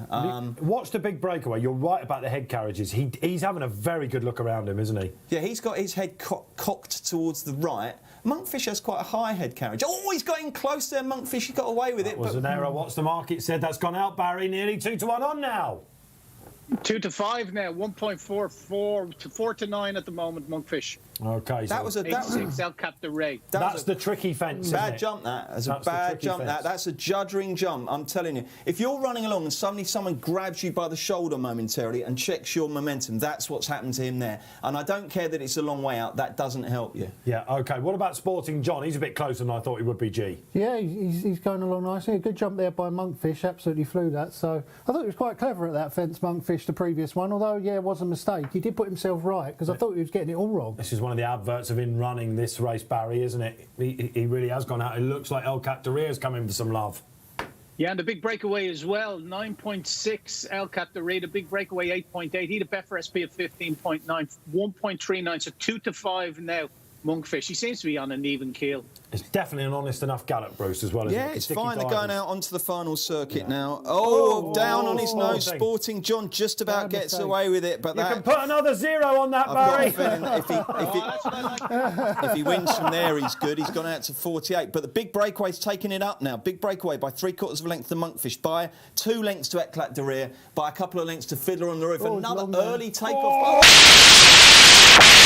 He's gone. Eclat de Rire has landed on the fence and jumped Rachel Blackmore out of the saddle. She's gone from glory to despair. And now, as they head off down the far side, the big breakaway with a length advantage over Monkfish. 2 lengths clear of Fiddler on the Roof. Sporting John's put that mistake behind him. He's 2 lengths further back in fourth and 2 lengths further back, giving them all a sighting. Is Dickie Diver. This race is hotting up now. The loose horse is still a factor. Yeah. Eclat de Rire is galloping on. But now Paul Townend has sent Monkfish back up alongside the big breakaway, who, by the way, guys, is absolutely on his game today. He's not put a foot wrong. Loose horse issues, no, he's all right. Not very clever there from Fiddler on the Roof, who's struggling to keep tabs on the front too. But now, the big breakaway, eyeballing Monkfish with about 5 to jump. This should be really, really interesting. And just biding his time out the back, only 2 lengths off, is Puppy Power on Fiddler on the Roof. Sporting John with about 6 to find. Let's see what he can come up. Monkfish, since that error, I'll tell you what, he's absolutely winged them. I think it's a big test for him now. The big breakaway's been a true pro here. I don't know whether he's grown up and this is the making of him, but, you know, he's shown none of that sort of gangly sort of clumsiness about him, and this is a really interesting race. He is 1.42 Monkfish. This race is not over, I'm telling you. And the Fiddler on the Roof is not done with either. G-Rod, you getting excited? Yeah, I'm getting mildly excited. Although he's having to work to get to Monkfish. Monkfish's still hard on the steel, isn't he? It'll be interesting to see what Sporting John does. We know he can finish strongly. Here we go. Then this is the one he made an error at. He's over fine this time. Big breakaway, a bit of an error. A little bit of an error, but he's 8 to 1 on Monkfish. 8 to 1 on Monkfish. The exchange tells us. But they are absolutely neck and neck. The difference is that Monkfish is sitting there motionless, and Harry Cobden's having to really work. Fiddler on the Roof is getting closer all the time. But as they turn in now, Monkfish goes on by a length and a half. Fiddler on the Roof comes through on the inside. We've lost the big breakaway. He's going to be third at best by the look of it. 2 to jump. Here's Monkfish, pings it. Fiddler on the Roof, decent jump. Really working hard to try and keep tabs on him. The only danger now is the loose horse. What's happening here at the last? Monkfish, a terrible jump, but he got away with it. Fiddler on the Roof is 3 lengths clear as they head off up the running. The loose horse is really been a nuisance here, but Monkfish looks like he's got himself under control, and he has. He's going to run out a 5-length winner. Monkfish wins the Brown Advisory by 5-6 lengths from Fiddler on the Roof, who's run a terrific race. It's a fair way back to the big breakaway, and then we'll see what happens with the 2 JP McManus horses. We'll bring you news of who got 4th and who got 5th. Monkfish gets the job done, but it wasn't an armchair ride, was it? Thank you, Bruce Millington. It certainly was not. It was all supposed to be plain sailing, wasn't it? Drama abound then in the Brown Advisory. Wow, the first under its moniker, and it didn't disappoint, did it? Good shout, G. Fiddler on the Roof. Yeah, happy with that. Yeah, did get a little bit of the without the favourite, so he snuck into second, hasn't he? Yeah, so that was a good race for me, particularly as I thought Monkfish would win, and I didn't really plan to play on the race. The outsider of the lot. It's fair to say the race changed complexion, didn't it, when Eclat de Rire went? A horse that usually likes to get on with it. He didn't have experience of sitting in behind. That cost him. And then he's caused all sorts of drama, Bruce, going around. And we heard Barry just slightly ahead of us, wasn't he? And we thought, what's happened here? Barry's a little bit ahead of us, yeah. I was slightly worried that it was going to happen. Do you remember what happened with the Fox Hunter when the horse got taken out? But they've put that bit of tape on. What was the name of that horse? That was Jane Mangum, wasn't it? Oh, yeah. my. It had 2 names, both begin with S, I think. Anyway, that doesn't help. But Monkfish has galloped on okay. I mean, like I say, if you've backed him at short prices, well done. But I shouldn't think you enjoyed that particularly. I mean, no, not really. I mean, he was taken on, was he? But he's answered a lot of questions here. We'll get to that. Story of the race then, Barry. Story of Monkfish. How big did he go? Yeah, he traded at around the 1 to 2 mark, 4 to 9. He's if you look at the graph, he's traded at 159, but that was pre-race. That wasn't in running. I suppose the big story is the big breakaway. 489 quid matched on him at 3.1, little over 2 to 1. And Fiddler on the Roof matched at 3.0, bang on 2 to 1, 154 quid. So they both traded short against the favourite. Well, I mean, What would that have been? And I just might add, Monkfish 9-2 from 7 for next year's Gold Cup. well, that's more than fair, I think, isn't it? Look at your horses that are going to be slightly older, and but I think that is hard to argue with it. I mean, you can see there. Then there's your 1-2 in this year's Brown Advisory. Monkfish, the real deal. Well done if you took the plunge over, Leopardstown. He was imperious, wasn't he? It wasn't without scare. I love it when the right novices emerge from a tricky race. They learn so much from it. They'll learn from this Cheltenham. It was that third last the first time round, wasn't it, where he sort of got in a little bit tight. That enabled Harry Cobden to go up on his outside and say, come on, let's see what you've got. That has suited Fiddler on the Roof, of course. But I think you just have to mark up Monkfish here, really. The big breakaway, do you think he's done too much too soon? Because he hasn't quite got home, has he? Yeah, he tried to put it up to Monkfish and he probably paid for it, hasn't he? Yeah, but no real signs of quirkiness. There's something babyish still about him, isn't there, his head carriage? I think he's all right. I think, possibly, yeah. He's a character, isn't it? I'm not sure I'd be taking such an axe to Monkfish's price. All he's done, really, I don't think he's told us anything we didn't know. All right, he can win a Grade 1 man at Cheltenham, and that's not to be sneezed at, I suppose, but there's only 5 other runners. I mean, I think he's parred it, basically, in golf parlance, hasn't he? I mean, that's... Interesting. Do you think if you were rating the race, do you think you rate it better or worse than What were you his race expecting, a at Leopardstown? masterminded type performance? No, I suppose got what I was expecting, but, I mean, I don't think he's got any likelihood to win the Gold Cup. Is he? He's not. No, he's not flashy. Is he? He's just strong. He's a real strong man. What I really like about this, I think, with the future in mind, is that when you get these flawless novices, you're always wondering when they go in at the very deep end, if something goes wrong, how they're going to emerge out of it. And we've just seen that he's quite a clever horse as well, isn't he? So I think this is, they'll be thrilled with that. Cannot wait to get the quotes from the course about this chap. So well done. Like I say, if you took the plunge, well done if you followed Gin in the without the market. So happy days. We've got a small matter of the Coral Cup coming up shortly for you. Keep your social media questions coming in. We love the viewer interaction. It makes the show. Myself, Dave Orton, Graeme, Rodway, Bruce Millington and Barry Orr, your quintet on offer today. There's been some reaction so far, hasn't there? My goodness gracious me. Have you taken the plunge on the treble then? First leg in. Bob Ollinger in. 2 favourites. What's going to go off favourite in the Coral Cup, Barry? Shall we get the market for the Coral on the screen? Because we're going to have a few stabs at this one. One would imagine. Loving these new graphics. We know you are through the week as well. You can see it all unfolding in front of your very eyes. Great stuff. 2 races down on the Wednesday. Nearly the half-time whistle blow. Will they water? Let us know if that's a possibility as well. OK, there we are. Happy days. Oh, Mr. Rodway, you're going to be getting excited because your nap goes in this race. But let's go to Barry first. Who is the Barry Orr pick in the Coral? Yeah, well, my horse heads to market now. Guard Your Dreams for Nigel Twiston-Davies. I backed it in the Betfair Hurl in Newbury, the rescheduled Betfair Hurl. He finished 6th to Soaring Glory. Got shuffled back in the deck on the first bend, never seemed to recover from that, and turned the turbo boosts on in the home straight to finish 6th. It was an incredible run. I also backed him for the County Hurl, would you believe, but they're stepping him up in trip here.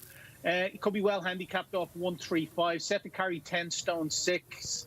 A novice, but he's had plenty of experience. His 2 wins in Sandown and Bangor read well. The friend of Owen, I like that. And then obviously the Soaring Glory form maybe took a bit of a knock in the Supreme yesterday, but still I'm sticking with him off a mark of 135. He's 8.2 at the moment. Graeme, who was your anti-post favourite, is 9.0. 9.4 Craig Niche, Kashari 14.16. Botox has a minefield of a race as always. Value probably gone out of Guard Your Dreams somewhat, but I'm still just going to have 25 quid win here, please, Bruce. So £25 in the win market, and we're going to look in the place market.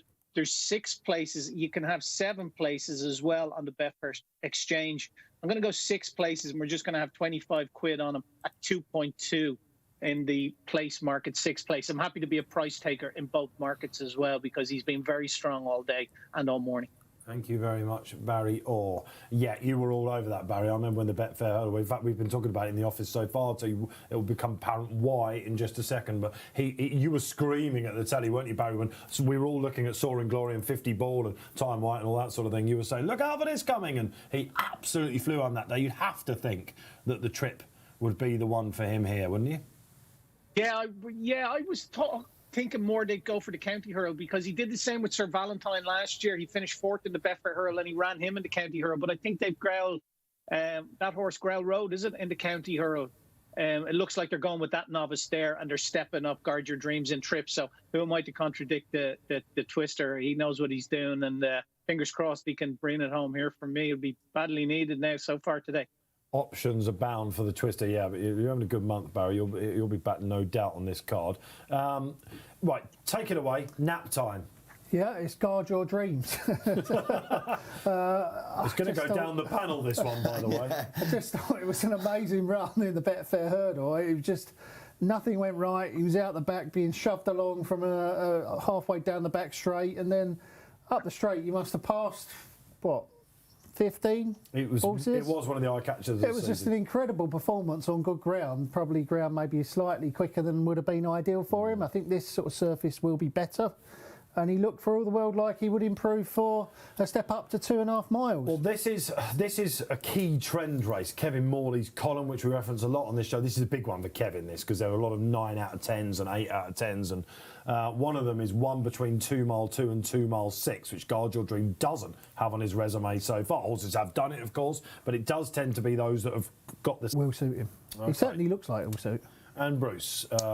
Well, yeah, I've gone with him as well, because I was talking about the race with G. Rod yesterday, and he made a very compelling case, and I went away and looked at the video, and everything you said about the run was terrific. So I haven't really got a lot to add. Is there much value left at what we've got? Possibly not. But I think this is the sort of horse that you could actually, although he's going up in trip, the extra places could be a godsend to him, because you get these horses and they look a bit unlucky because they're skiving through beaten rivals late on, and they keep doing that.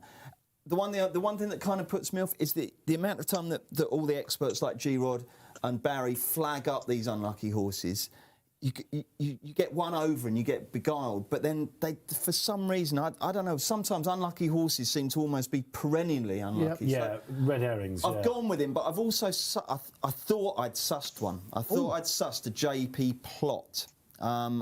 I went through the race, and initially I just put a line straight through this thing because its recent form's been absolutely rubbish. But then I looked in the market, and Blue Sari was about second or third favourite. And I thought, well, hang on a sec, what's the clue here? And I looked, and I went back 2 years ago to the bumper, and the front four are Envoi Hélène, Blue Sari, Time Hill, Abacadabras.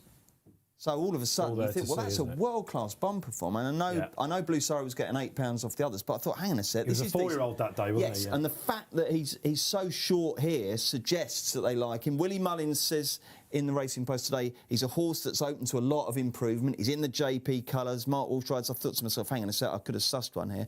But ever since I've backed him, all he's done is drift. So I maybe have barked up the wrong tree with that. But it's the sort of race, Dave, where you can have a few of those little test theories, can't you? Because if you're just reading the form, what have you got to go on? The handicapper's read the form and he's adjusted the weights accordingly. So you've got to have a bit of an edge somewhere, don't you? The one thing I would say is that in these handicaps, a lot of the time you can overthink them.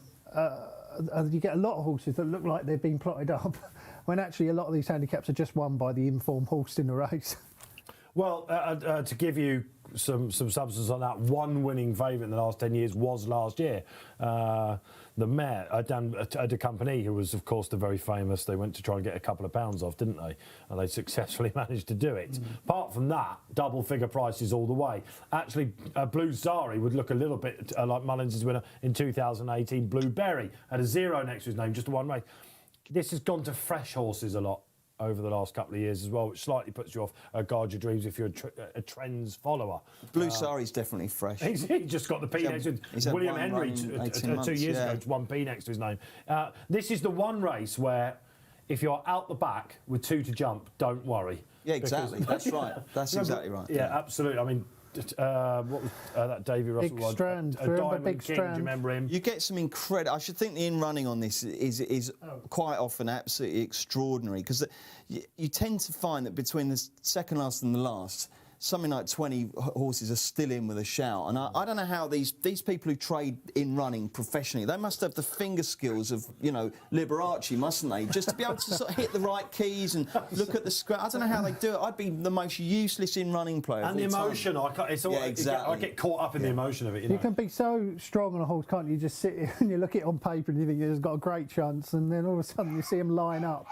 and there's 26 of them all at the tape, and they come off the home bend, and there's 15 spread across, and there's about 5 lengths between them, and you're like, God, what have I done here? Yeah, it's amazing. Good to hear from Barry's dog there, first appearance of the day. That was the Archibald button, as we're calling it, and it's perfectly because it comes up to my selection. The Archibald button, as we're calling it. You could question the attitude of Birchdale, of course, who I've gone for, who now looks strong in the market. One of 3 runners for Nicky Henderson off the mark, of course, yesterday. 7 Barrows was with the mighty Shishkin, and I think this is the buzzer. Craig Nesh won as he liked at Ascot. You put him up that day, Barry. He was really keen, and he kept going on at the line, did he? Tom Cannon keeps the ride. He's been a buzzer. Yeah, he's been plenty of money for him. He's into 9.4 now. I just thought he might have wanted the ground a little bit softer just looking at him, and I don't know, could he bounce as well? He was off a long time. That race, he's gone up significantly as well in the weights, Craig Nesh. But yeah, I was on him that day in Ascot, and he did it really, really well. But yeah, he's paid the penalty coming into this. Nico de Boinville is on Birchdale. And Hendo's going for a hat-trick, isn't he, of course? He is, and he's won it a couple of other times in the last 10 years as well, hasn't he? But Birchdale, I got a message that Birchdale's working the house down. He's the buzzer. Have you heard that as well? Yeah. You've got an in there, haven't you? He's the buzzer. I was told at the start of the week this was the one to be on, but Craig Nesh is a different firm, isn't it? And there have obviously been a lot of backers come his way, and he has got that freshness about him, 7-year-old, 139, nice racing. But watch back Birchdale's race in this last year. 8th he was, of course, and someone said to me in the office, it was Ross Briley actually, goes, well, he was never going to win last year, wasn't he? Because they had the favourite, they punted the favourite or whatever. He runs really, really well, and he hadn't had a run since November coming into that. He did catch the eye in that jumper's bumper last time. Form amounts to nothing, but 2 out, he looked like he might go and win it. He wasn't given too hard a time. He's on a mark he can win off Birchdale, he'll do for me. The other one I quite like is Kashari, the other Mullins horse as well. Bruce has mentioned Blue Sari. Absolutely clouted one at Leopardstown at the Dublin Festival. Was allowed to cruise home, basically. He's a bit of a sloppy jumper, I think. I watched a few of his races because obviously, there was a terrible mistake at We chatted about him earlier, didn't we? Yeah, in the office? I think he's got loads of ability, but I haven't watched him over his hurdles. So my eye, he looks a little bit slow and sloppy. I wonder whether he's going to be sharp enough against these sorts of horses. Another one that's had his problems is 9-year-old, isn't he? But he came back with a really nice win. Was it Cork that day, Barry? We covered it, didn't we? Where we had Cork on an RP Live one Saturday, and he came sweeping down the outside and did a favourite that day. Yeah, sorry, what was that, David? Just Kashari.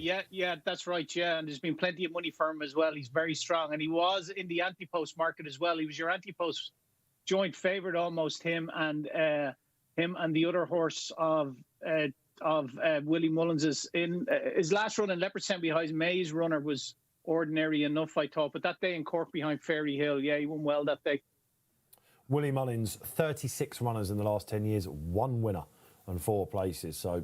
Well, it's a hard race, isn't it? Exactly. I think the 2 at the top of the handicap were both really, really solid and consistent, aren't they? Thomas Darby and Grand Noir. I mean, Grand Noir's probably the class edge, isn't it? Paid a bundle for him, didn't he? The Morans. Is it Moran or Moran? Kevin Moran, I always base this on. Moran. But do you remember that old Man United player who got sent off in the FA Cup final? Kevin Moran, yeah. Moran, I used to call him. So he was always called Moran. Then, wasn't he? Moran, Kevin Moran. Anyway. I'm just not sure whether Barry was correcting your pronunciation, commenting on it and calling you a moron. He would have been the first person this week to do that, let me tell you. Pronounced Moran. Moran. Okay. Moran. Yeah, there we go. Okay, all right. Yeah. Sort of halfway in between that, isn't it? All right, let's get some up then. We see the spotlight verdict from Monte Cristo. Stuart McFarlane joins the party. Happy days. Back Graeme White and Craig Nesh, 2 really fancy runners. Yeah, Graeme White, you got the feeling this has always been the plan, don't you? Paid a lot of money for him at Nicky Henderson's yard. Good luck, Stuart, with them. What else we got coming up? Ansari Samir says, good to have you on. Graeme White is a good place for the top 3. What's the place betting saying then, Barry? The place betting, 7, which places now? Standard place terms or 5, 6, 7? Let's have a look at 4. I've got them on the screen here. Standard place terms here would be 4, yeah. Yeah, OK, so top 4, but you do go down to 7, do you? I don't know. Is anyone... What about Botox Haas? We haven't mentioned him. It's all gone quiet, hasn't it, on the Gary Moore front after the shock of Goshen hanging all over the place yesterday. But this just... Oh, yeah. But this chap has got loads of form at the track, and he has been laid out for it without question. One more social coming up. Thanks, Ansari, for coming on. Louis Farrelly says, Janica each way, or Janico, did catch the eye a little bit. He is an eye catcher for the analysis department. He's got the W2, hasn't he? Second run after a wind up, which everyone always thinks is the key here. Yeah, there was one yesterday that came out on top, second run wind up. I can't remember who that was, but we were talking to Matty Batchelor a little bit. That isn't it? Vintage Clouds. Vintage Clouds, super, Bruce Millington. That's why. Yeah, so Matty's reasoning on that as a horseman was you like them to know that they've got the confidence to breathe again, don't you? So often the second run after a wind up is the one, but you would think ordinarily it would be a one, wouldn't you? Janica, yes, and lots of back class on that one, G. Yeah, was he a chaser, wasn't he? Coming back over hurdles. The weird thing about this race really is that we've become used to in Britain, as we said, getting beaten up by the Irish, not just in the graded races, but also in the handicaps. This race, if you look at towards the head of the market, most of them are pretty strained, aren't they? And certainly Guard Your Dreams. Obviously, Grand Roar comes from thinking about Henderson. Now, Emmett Mullins is the interesting trainer for me from Ireland because he's got an amazing record, hasn't he, in Britain? I think he's like 7 from 16 in the last 5 seasons. He had a great year when he brings them over this year, as he runs Sneaky Getaway. Yeah. In first-time cheek pieces. Had a prep race on the all-weather flat last time out. First run since December. That is a real shrewd operation, isn't it, Emmett Mullins? First-time cheek pieces. I could see that running really well, 12s. Can I put one up that's not really about form, but it might win, and that's Sayo. And the reason it'd be nice if this one got it done is that the Masterson family, who obviously own Appreciate It, yesterday they donated £10,000 of prize money to Wellchild, which was then matched, wasn't it, by the Donnelly family after Shishkin had won. I'm really glad you mentioned that. 2 races in. Wellchild is 20 grand better off, and obviously Barry's going to win at least that for the charity during the rest of the week as well. So, no, on a serious note, if there's one fantastic thing that's guaranteed from this festival, it's that the partnership between Cheltenham and Wellchild is going to raise so much money from a lot of people. And I tell you what, there was a tweet went out last night. I think it was from Willie Mullins' Twitter feed saying that the family have decided to donate this money, and there were 2 or 3 tweets from families who've benefited from Wellchild, who've got really sick children who have a Wellchild nurse, and they said this money will make so much difference. So that's a real positive. And, you know, you've got that, you've got Rachel Blackmore winning big races. It might not be such a bad festival after all, fingers crossed. It's been brilliant so far, hasn't it? Big time, white hot competition, but the narratives are about, you're right, it was lovely to see Willie Mullins flag that up. OK, now, I believe we can go to Cheltenham. He joined us yesterday, James Stephens. Are you on the line? Hi Dave, how's it going? Absolutely buzzing in here, mate. What's it like down there? There was a little bit of atmosphere yesterday in the best mate area, wasn't there, when Appreciate It went and landed the odds for them all? Yeah, there was. I think it was more of a sounds of nails being bitten for our last race there. Yeah, calling it. Shall we talk about Monkfish? Race he's watched. Shall we talk about Monkfish, James? What did Willie Mullins say straight afterwards? He called it the most nerve-wracking race he's ever watched, which is not surprising considering how he went through the race. But I thought it was a good performance in the end myself. You know, he made errors, but he still won. He's very happy with him, and I think it's all systems go for the Gold Cup next year. Yeah, into 9-2 on the sportsbook, James. What about the first winner then? Let's go to Bob Ollinger. That looked a classy performance. Yeah, it was superb, wasn't it? And I think Henry de Bromhead was really smiling under his mask. Yeah, I think their plans for him is probably going to go chasing. They're not sort of saying for sure whereabouts it's going to go. But he was a really, really smart performance, and I think Henry de Bromhead was particularly pleased with that performance because he's going to be one. He's going to come back to Cheltenham festivals year after year. And beaten horses, James, in the opener. William Mullins had the second, a Galliard, a de Menil. What was the comment about him? We did read out your quote. He's going to go over fences, right? Yeah, I think Willie Mullins was quite happy with his run, but it was just a case of bumping into one today. 3 miles, chasing. Perhaps he's going to be here in a year's time. What about Paul Nicholls? Did he scurry away from you? He did, I'm afraid. Yeah, I couldn't get hold of him. I think he's, unfortunately, finding out what the luck of the Irish is all about. On St Patrick's Day. James, great stuff. We'll hopefully have a call from you later on. Thanks for joining us. That's James Stephens, our roving reporter, one of the lucky ones at Prestbury Park this week. So it looks like Bob Ollinger's going to go over fences, lads, but you think there's still time for them to change their mind? Perhaps, sorry, Gio, but I mean, perhaps the honeysuckle thing is a factor, isn't it? If you've got the champion hurdler in the yard, it's going to sway you towards fences, isn't it? But I agree with you. That just looked champion hurdle all day. I think if you're Paul Nicholls, he's obviously disappointed because he got beaten so badly, really, didn't he, by Bob Ollinger with a horse that I think that he thinks is the second coming. What was the comment he said yesterday in the members section I read later on when I got home? He said next destination, next year's Ladbrokes Trophy horse. I knew they were keen on that anyway. Definitely the National for next destination. He said, run a great race, but I hate losing. Yeah, I think he will look back tonight once he's had time to cool off and actually think that was a pretty good run. He wasn't that far behind Galliard, Domain Hill. The horse jumped beautifully the whole way around. Just wasn't quick enough to deal with Bob Ollinger. But there aren't going to be many in Britain and Ireland who are going to have that sort of turn of speed to deal with Bob Ollinger, and particularly not over fences. Yeah, a feather in the cap for Henry de Bromhead, of course. First time he's won that race as well. OK, great to hear from James down at the track. We'll try and get a line from the guys after Chacun Bonsoir, etc. a little bit later on. Let us know what you're looking forward to. We go off air before the bumper. Who wins the bumper? Whoo, fierce competition in that, isn't it? Are you a Kilcruit? Are you? Is that how do we pronounce his name? The favourite in the bumper again, Barry? Kilcruit, isn't it? Barry, is he there? I don't. Kilrut is the way I'm told it's pronounced. Yeah. Kilrut. Kilrut. I knew that was. Is it a village in Ireland, Barry? Yeah, it's where Willie Mullins' mother's from. Ah. Kilrut. There you are. So that's your call. Well, you're off air by that point. But you're a big fan of that horse, massive fan, yeah. I really like him. I backed him at 13-8 this morning. I had the biggest bet of the week. I just think he's an absolute machine. And people are saying, well, yeah, but we don't know. You can't really compare him and the other one at the head of the market. Well, yes, you can, because they both beat exactly the same horse last time. And Kilcruit did it much, much more easily. So I think he's nearer an odds-on shot. I think he's getting smashed, actually. The last I looked, he was into 5-4. He got a ridiculous figure for winning that bumper, didn't he? 142. That's £5 higher than we gave Envoy Allen pre-coming to Cheltenham. Cheltenham bumper, is that ever a race that you've... Absolutely. It's a keen betting race, isn't it? I absolutely love it. Yeah, it's a great race. Not one often for a serious bet in it, but good for like just throw a dart at something at a price. I do like to do that. Yeah, fair enough. I thought the Grangy might be the one at a price. I know she just ticks a lot of boxes. I like the mares because they do get the weight allowance, don't they? And obviously that is pretty big.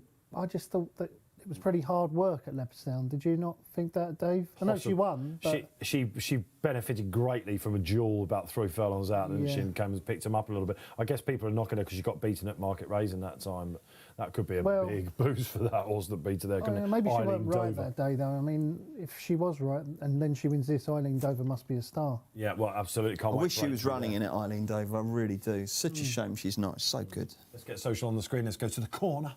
Who comes up? Matt Soprano, great name. Shantang, each way in the next. Yeah, I'm really happy that someone's mentioned Shantang. I was going to do it. He was going to run in the EBF final. They thought they'd throw a dart at this. I texted Emma Lavelle last week saying about some horses that were hopefully going to run at Sandown. And do you know what she said to me? She goes, Shantang will be entered in the Coral Cup and almost certainly have to run at Kempton on Saturday. Yeah. So he has got in. And if you remember at Doncaster in the Albert Bartlett trial where he got really beaten out of sight. We covered that here at Doncaster, horrible ground. Nothing was travelling better than him. Went back in trip last time at Fakenham, showed his true colours. Big price, you're on one without a doubt, Matt Soprano. One more coming up from Matt Soprano to Sean Gurney. Dysart Diamond. Kills is all over this Paul Keeley. Each way, 7 places, slithing through the field late on to win. Nearly got brought to a standstill last time, didn't it, Sean? And one of Willie Mullins' horses we haven't talked about. Glad you have. Good luck wherever you're playing it. I bet you're looking forward to the call here, Bruce, aren't you? Well, I'm just thinking I better start learning some colours, so if you can give me a sec. The specs are on. The game face, absolutely. We had a couple of interesting commentaries in the studio yesterday. Matty Batch said he didn't want to do one, and in fact you could sort of see Batch. His back went up a little bit. I'm definitely not doing one. Halfway through a race, he started commentating. Yeah, he was very fluent for about 100 yards, wasn't he? Yeah, exactly. Then he threw it over to Barry, who had a go as well. Do you fancy a little the big bear? Yeah, I love a commentary. Yeah. Maybe later though, not this one. Maybe the cross country for you. Okay, does Easy's Lamb win? He's one of the multiples, isn't he? Okay, Barry, mark it. Okay, we can see it up the screen there. Guard Your Dreams, still holding his place. No, Graham Roy now has gone favoured in the betting, 8.2, 9-0, Guard Your Dreams, 12, Craig Niche, 14. Botox has some money for that, Dave. I heard you giving that a mention. Sneaky Getaway, 23. Some money for that as well. So a whole host of horses being backed. And Guard Your Dreams and him and Graeme just at the head of the market. Not much between them. Okay, good luck wherever you're playing. Yeah, Botox has definitely coming in there. Kashari looking nice. It's very popular. Botox has now 12. Yes. Thomas Darby, you mentioned, Bruce. Did Tom Segal put this up? He did. I just think he puts it up as the old solid option. Yeah. But Ollie Murphy would love a winner, of course, this week. Wouldn't we all love a winner this week? Almost. Well, they're coming out onto the course now. A minute to go before they're off. And Dave, do you ever, with these handicaps, do you ever look and see who's jostling for position? Who wants that early pitch on the inside? Very much so. If you, I think if you would, sometimes if you're really patient and if you've got hovering it up, it does. I think it does determine who you're going for. You can see Kashari right out the back. Is going to try and do what he did. I just think Kashari, the reason why I've got him in my 2 that I'm throwing darts at here is because I could just see him at some point looking a big player. It's a sort of Paul Town end race, this. I think jockeys have a lot to do with it. Who do you wish you'd had in your portfolio, G? Which is the one that you kind of... Because you can't have 8 darts, can you? Do you know what I mean? Yeah, it probably would be Kashari. If he puts in a good round of jumping, I think he's got a huge chance. I think they will go fast. Keith did some analysis, didn't he, on tactics? Yeah, Keith Melrose did some analysis on tactics around Cheltenham, and there is a pronounced bias towards front runners in chases.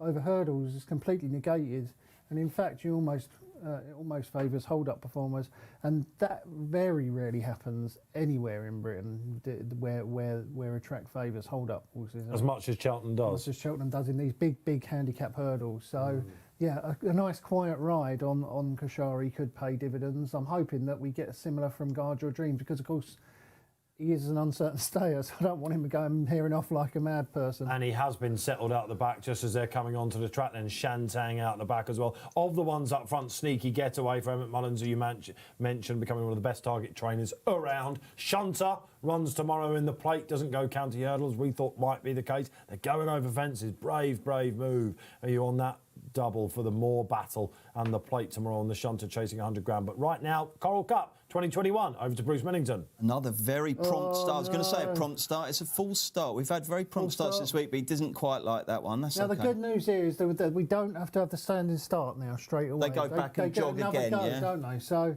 they've got one more go now to go back and jog in because, I don't know about you, but I hate standing starts. Is that going to be a thing of the past? I mean, there have been some famous horses beaten by standing starts in his handicap. I would rather the Pipes hated them, for example, so they really fancy horses. Absolutely, I'd rather have 6 full starts than 1 standing start. Yeah, okay. Don't get me wrong, it's very annoying when this happens. But I don't know why it's so annoying. Twitter goes mad when there's a full start. So what? Just wait 30 seconds and they'll do it again. It's pathetic. The Grand National, of course, being the case in point, isn't it? Some people got absolutely mad. Who cares? They'll get going in the end. I bet if you went on Twitter now, people go, oh, God, full stop. So what? Christ, you think that got refugee camps in Yemen, they're worried about a full start, for God's sake. Here we go. Here we go again. Well, it looks like they're going to let him off this time, doesn't it? I think this is the thing that jockeys do, isn't it? It is fiercely competitive. Now they're on their best behaviour. Oh, no, he's making them do the standing start, is he? What's he doing here? This is all right. There's one out the back, isn't there? Is that Shantang? Yeah, he's just got to catch up. But they're all facing the right way. Yeah. This will be fine. This will be fine, won't it? This is rubbish. What's wrong with it?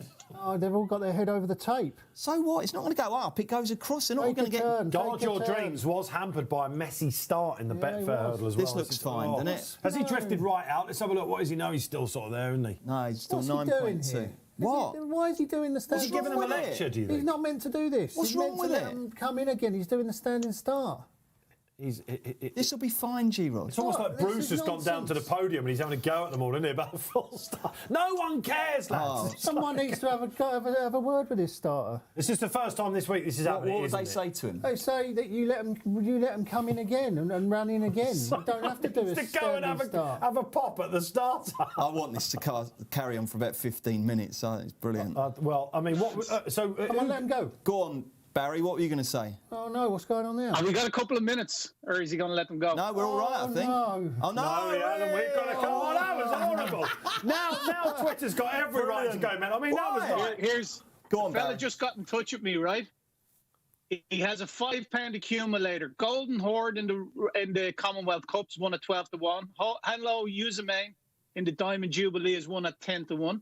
Sheskin in the Arkle has won at 4-1. Bob Bollinger in the Ballymore has won at 25-1.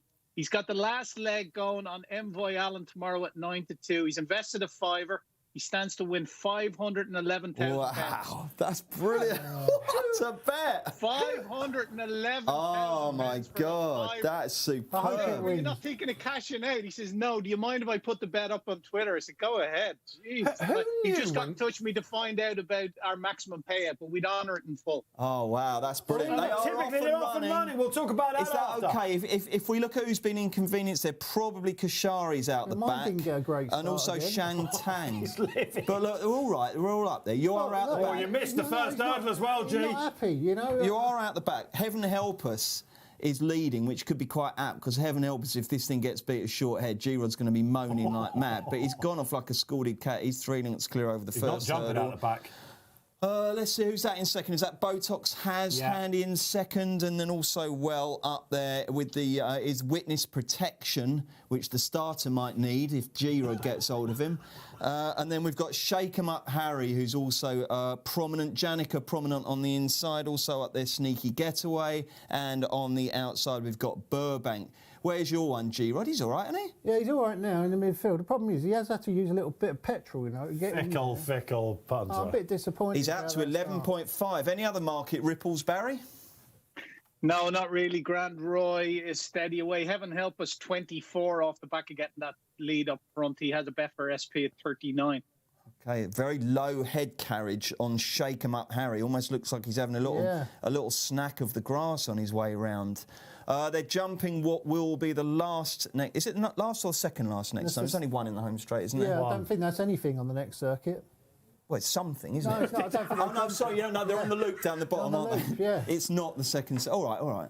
Right, anyway, out the back, by the way, is St Sonnet of Paul Nicholls. That's the one at the very back, and also Kashari in the colours that were victorious on Monkfish in the previous race. But up front, we've got Heaven Help Us, trained by Paul Hennessy and written by Richard Condon, and that is setting the pace. Botox Has is on the inside, keeping that one company. The bottom weight, Witness Protection, is third. Then we've got Shake 'em Up Harry. And then on the outside, going quite nicely, could be T Clipper. Further wide from that is Burbank. Up on the inside, the second colours of Munir and Suede with Janica. All seem to jump that okay. Long way back now since Sonnet, the Nicholls horse. Harry Cobden is sitting very patiently. The three McManus colours are clumped together in midfield. Yeah.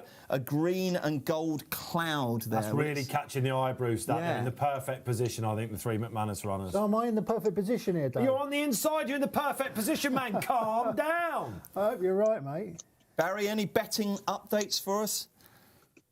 No, it's steady away still at the moment, lads. Sorry, I'm just trying to deal with something there. 9-6 now, Guard Your Dreams. 8-6 Grand Walk. Craig Nash, 13. Blue Sari, some money for that. Into 14. He must be travelling well in mid-div there.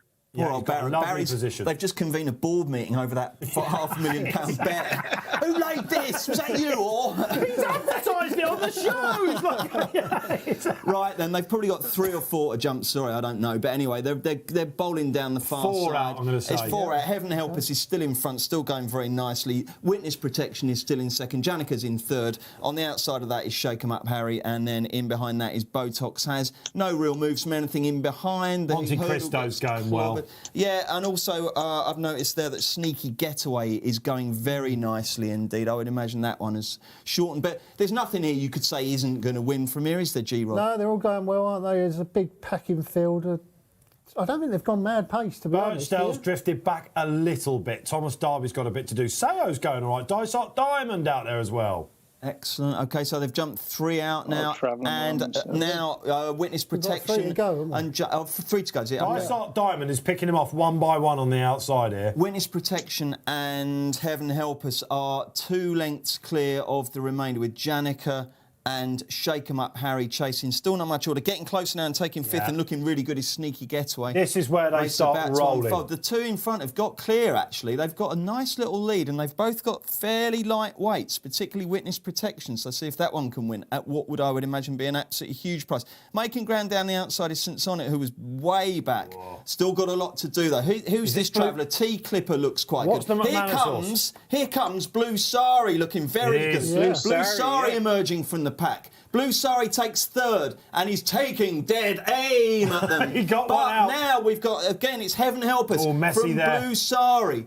And witness protection is still out Kashari's there. in with a This sneak. is still going brilliantly. This is 3 lengths clear as they turn in. Blue Sari Blue hoses Sari up. coming out the pack. Please be 268, right. heaven help us. Monte Cristo is going well. Heaven help us as they come down to the last. Still 3 lengths clear What's that from in the Blue white Sari. He's cap? getting busy on Blue Sari now. Heaven help us That from Blue Janica. Sari, who I've This is only backed away. win only. Heaven help us only has to jump and he's won this. Heaven wow. help us has put this to bed. Oh, no, Blue Sari's Sari's gone, fallen. cause carnage. Heaven help us is going to win it. Who's that in red? Is that Craig That's Nish? Craig Nish. Craig Nish, but they are all in a different parish to Wow. Heaven help us. Paul Hennessy and Richard Condon. We didn't talk about we talked about pretty much every other one is won by 10 lengths. Wowee.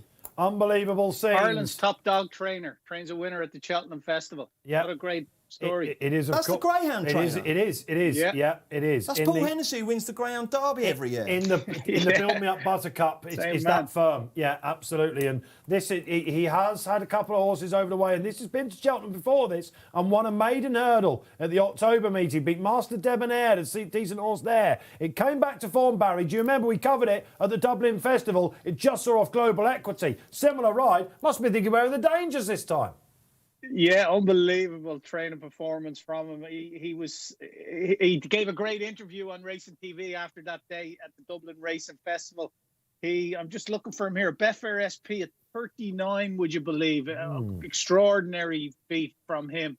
You know, he only have a handful of horses, couple of horses really, but that's by far his biggest win. I know when it won there before, he felt like it was a win at the festival. The interview he gave, he just thought it was amazing. But for this to happen, it just blows his baps, I'm sure. Barry, can you torment me and tell me how short that thing that I Blue backed, Sari. Blue It's up Sari, on its got feet, to? by the way. Thank just to goodness say. for that. Yeah, up on his feet. I see that there in the pictures. Trade at a low of even money, Bruce. Yeah, he looked good, didn't he? I mean, I think, to be honest, though... 7.9, I think I cursed that on a bit. him at didn't I? evens. But I thought he was coming back. They were on levels. No, he weights wasn't as going to well. win. If he'd stood up, he wouldn't have won. And I can see that Guard Your Dreams has done pretty much what he did. He's stayed on strongly again, hasn't he? I think I've got the front 7 for you, by the way. If you backed extra places, Heaven Help Us wins it. Craig Nish is second. T Clippers third. Seo's fourth. Janica's fifth. Birchdale sixth. Guard Your Dreams seventh. Did you take the 7 places, G-Rod? I did. Yes! Happy days. That was the nap. Happy days. I'm just praying now that I got 6 about Birchdale. But it was a messy race as we were, those out the back. I mean, crunching the numbers, weren't we, about the hold-up horses. This was remarkable. This is like, I don't know, like unsinkable box or sort of thing, isn't it? You know what I mean? Yeah. Just kept going. Well, I didn't get a particularly hard time, did he? For a big field handicap, it wasn't like there were 4 or 5 up there with him. He always was just nicely clear. But I think he won, didn't he? Look, you were saying at the racing festival, the Dublin. Yeah. Similar sort of ride. I think he made did. all that He day. did. And Global Equity came steaming out the pack, and he just held on. And I thought that was about as good as it. But course form, it's there. Well done if you picked out Heaven Help Us. Of course we did early in Bruce's commentary. Heaven help us if this wins, you said. I tell you what, it's a great quote from Paul Hennessy in the Racing Post. He says it's a huge honour to have a runner here, a privilege. She's eating everything and drinking well since she arrived over here. She's like a coiled spring. She's ready to rock. That's brilliant. Top man. I mean, that's the golden moment of his career, that, isn't it? Fantastic. And the way it saw off witness protection coming to 2 out, who just fell in a bit of hole, that was the key, I think. And they softened each other up a little bit more into the home straight. Almost a breather looking at it, but away Blue Sari side through the pack was ominous, wasn't it? Do you know what? I had a decent bet on that win only. So that would have helped no end. But I mean, like I say, I think here he's won, and then as they go to the last, the other one's quickened away again. So I don't think I would have got there. There will be plenty of eye catchers as ever coming from a Coral Cup. Watch it back on the replays later. I mean, Birchdale did what he did pretty much last year. It was carnage at the last couple have had to swerve. Yeah, there were some disappointments. If you back Kashari each way, you were a little bit unlucky because he had a good bit of impetus going into that, but he had to swerve to avoid the faller, so that was no good. He might have just been right on the ground with Kashari as well. He found it a little bit lively, didn't he? But what else disappointed? Granois, he sort of fiddled a few and never really sorted out. Sneaky getaway, fell in a hole, didn't it? It was a Monte Cristo was inconvenienced by the fall as well. Yes, it was funny because the horse seemed to jump okay and then took 3 or 4 strides away and then slid to the ground. one of those Annie Power knuckles. Yeah. Yeah. As you can see, there's no sun there today one, either. wasn't it, as well, last year? Goshen was more of a clip your heel. Oh, we've said Macbeth again. we can't keep Okay, show. let us take stock before the Queen Mother Champion Chase, which comes up in around about 20 minutes' time. Was the Ballymore the race at a festival? Was the Champion Hurdle the race at a festival? My goodness gracious me, it's all still to come. We've got Chacun Pour Soi strutting his stuff finally for the first time at the Cheltenham Festival. Keep your interaction coming in. You make the show. We react as it goes. We're hostages to exactly what sort of racing goes on. That's half the fun of this show, guys, isn't it? Absolutely, yeah. And with Cheltenham, there's always going to be plenty of frills and spills as well, don't you? And we've just seen it in one of the big handicaps there. So your napper's crept into seventh. Let's take a half-time breather on the show. Your napper's crept into seventh. You weren't at all happy about the start. No, I hated the start, but I don't think it made any difference because the winner won by a million miles, and we still got the place money anyway. So yeah, okay. One thing I've noticed about you, we did a feature show this morning, and you had your Harry Hill collars on. Yeah. Rather than changing, you're still in the same attire, but you put the I collars thought I'd tuck it in to make it look even more like Harry Hill. Should I pull it out? I don't know. But you are in the same attire. Bruce, how's the day going? Yeah, good fun, good racing. Would have been better. The story of bookies versus punters is that in the graded races, the bookies are getting a pacing because all the favourites are winning, but then they're getting out of trouble in these handicaps, aren't they? You think we had 33, we had an 80-1 winner yesterday, didn't we? We had a big price winner in Vintage But they're still Clouds. going to Ireland, aren't they? There's a bit always the horrible argument, isn't it, about how well treated or harshly treated horses are. But all complete nonsense. All complete nonsense. Complete nonsense. The handicapper isn't, he's not anti-Irish. He's got a difficult job to try and marry the two sets of form up, and I think he does a pretty good job. And you can see in the results, it's not like one lot of horses can't win or one lot of horses or the other lot can't. Poor old Barry, you had that classic dilemma there, didn't you? How many places to take on Guard Your Dreams, and you went with 6 and he's finished 7th. That I know it doesn't happen. You couldn't ride it, could you? It seems to happen all the time, doesn't it? However many extra places there are, you finish the one out of that. Yes, I know. That's Sod's Law, isn't it? Is that what they call that? It is, well, mate. I guess so, It absolutely, is. yeah. It is. So we've got the Champion Chase coming up. We should start the build-up, I guess, because every runner deserves a good comment. Get your selections in. Let us know where you're going. I think we can say it's the second leg of the treble then, can't we? Bob Onninger, Fab, in. Of course, Monkfish, not without scare. Landed the odds. Now we're going on to Chacun Pour Soi and Easy's Land to come after that, isn't it? So bookmakers will be slightly worried about that. Dave, the other worry the bookmakers have got, apparently, and I was speaking to an odds compiler who works within the wider organisation that Barry works for, and he said if Monkfish and Envoi win, the bookies are in a massive hole because people have done a lot of these horses have been fancied right through the winter, so there's a lot of anti-post-hackers, but also in recent days people have latched onto them, even though they're at shorter prices. So you've got, is it Betfair Sportsbook are on the hook for that $500,000, Barry? Yeah. Yeah, and then, you've got... But it's not just them, all the bookmakers. I tell you what, Envoi tomorrow will be the focal point of a lot of potential anguish, and for punters, which is the main thing, joy. Let's hope they get the money. We haven't come to Envoy fever yet, have we? I don't think. With the one next to his name with Henry de Bromhead, if you're going to move to any stable this week, probably want it to be that one, the way it's going. You're not with us tomorrow, but let's get out this way. You're becoming a little bit lukewarm on Envoy. I can get him beat. Yeah, you can get him beat. I can't get him beat, but the only way I could get him beat is by backing him. But I can see him get beat. I just don't think he's that good. I think he's hype over achievement. Hold on. Earlier on, we had a discussion about Altior, right? And I said I don't think he's that good. And you said, well, he's won 18 races or whatever. Altior's won 2 champion chases. How many wins Everything has Envoi won?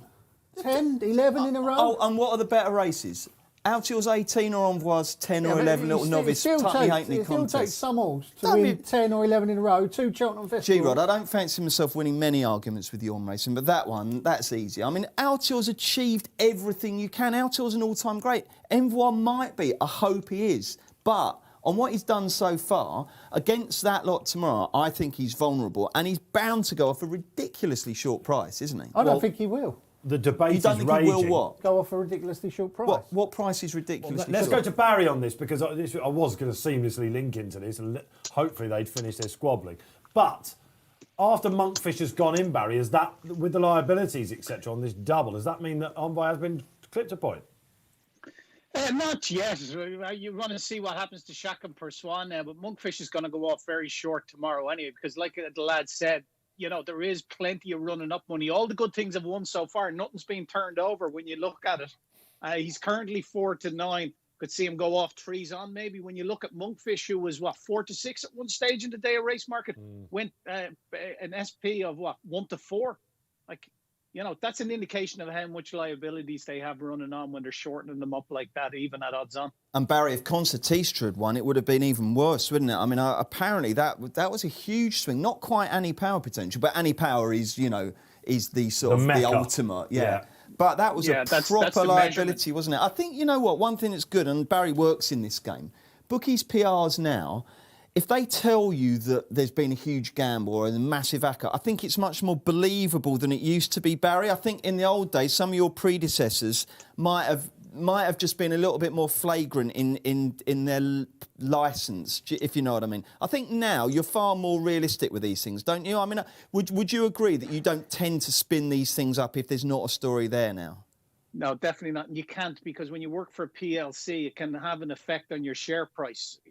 So you definitely can't exaggerate them, and you can't. We're not even allowed really pinpoint any sort of exact figures either. So you actually underplay them now. Wow. Well, we definitely wouldn't be exaggerating anything. No, that's for sure. And personally, I actually don't even send out quotes around big payouts like that either, in terms of potentially what it could cost the industry, because it is such a guessing game. And just in the present environment, the present climate as well, Bruce, where there's such an anti-gambling feeling out there among the general public, or among a certain cohort of the general public, sometimes you're making a rod for your own back if you're really pushing that sort of angle. Really interesting to hear, actually. You were just on your phone then. Was that the missus? And you were saying, no, it was Barry that took 6 places. Fish and chips, who it will be tonight. He was looking quite content on his phone there, let me tell you. Great to hear insight there. You're right. So, look, we've got so much more to come, haven't we? And Shaq and then Barry. Let's have a look. What is he? Around about 1.71 now. 171, yeah. So obviously he has been backed at a high of 2.1 in the exchange market, 343 quid at 11-10, and he's into 171 now. That's the basement price he's been, and he's getting shorter. It's all about him. 2.5 million matching the race, and the bulk of it's on him. I think if I did a thing in the Racing Post ahead of the festival, it was actually a couple of weeks ago, and I pinpointed him as the one, my big lay at the meeting. I just think he's been beating up the same kind of moderate horses over here in Ireland all winter long. He beat the Rasso 19 lengths. The Rasso would need to start now to win a Queen Mom Champion Chase. He beat Notebook by 6.5 lengths. That's what he's entitled to do. Notebook's no world beater. And last day beat Fakar Dudar, who probably wants a trip anyway. The 2 miles was way too short for him, and he's not all that either. So he's had it pretty handy over here. He's racing against proper horses as well today. You know what I mean? Like he's in there. He's racing against like 168 Politolog, 163 So Royal, First Flow 166. He's 173 on ratings. He's got a lot in hand, but these horses are really going to put it up to him. That rating, I think, just exaggerates his class just a little bit, that 173. And at the price, at 170, like 8-11, I'm not doing much wrong by taking 100 quid out of him. So that's what we're going to do, Bruce. We'll take 100 quid at 1.72. So to lose 72 quid, I don't think I'm doing anything wrong there. I'm back in the field at 11-8 against. And I think that's the smart play here. Okay, we said at the top of the programme, is there a juicy one for Barry this week? He was getting lays sunk all the way successfully yesterday.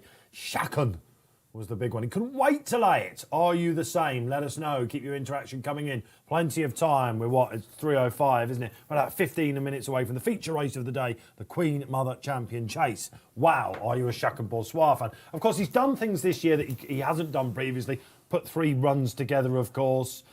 He's shown he can do it first time out. Of course, they went to, was it Punchestown they went to first time out? Let me remind myself. It was Cork, wasn't it? Of course, in the Hilly Way.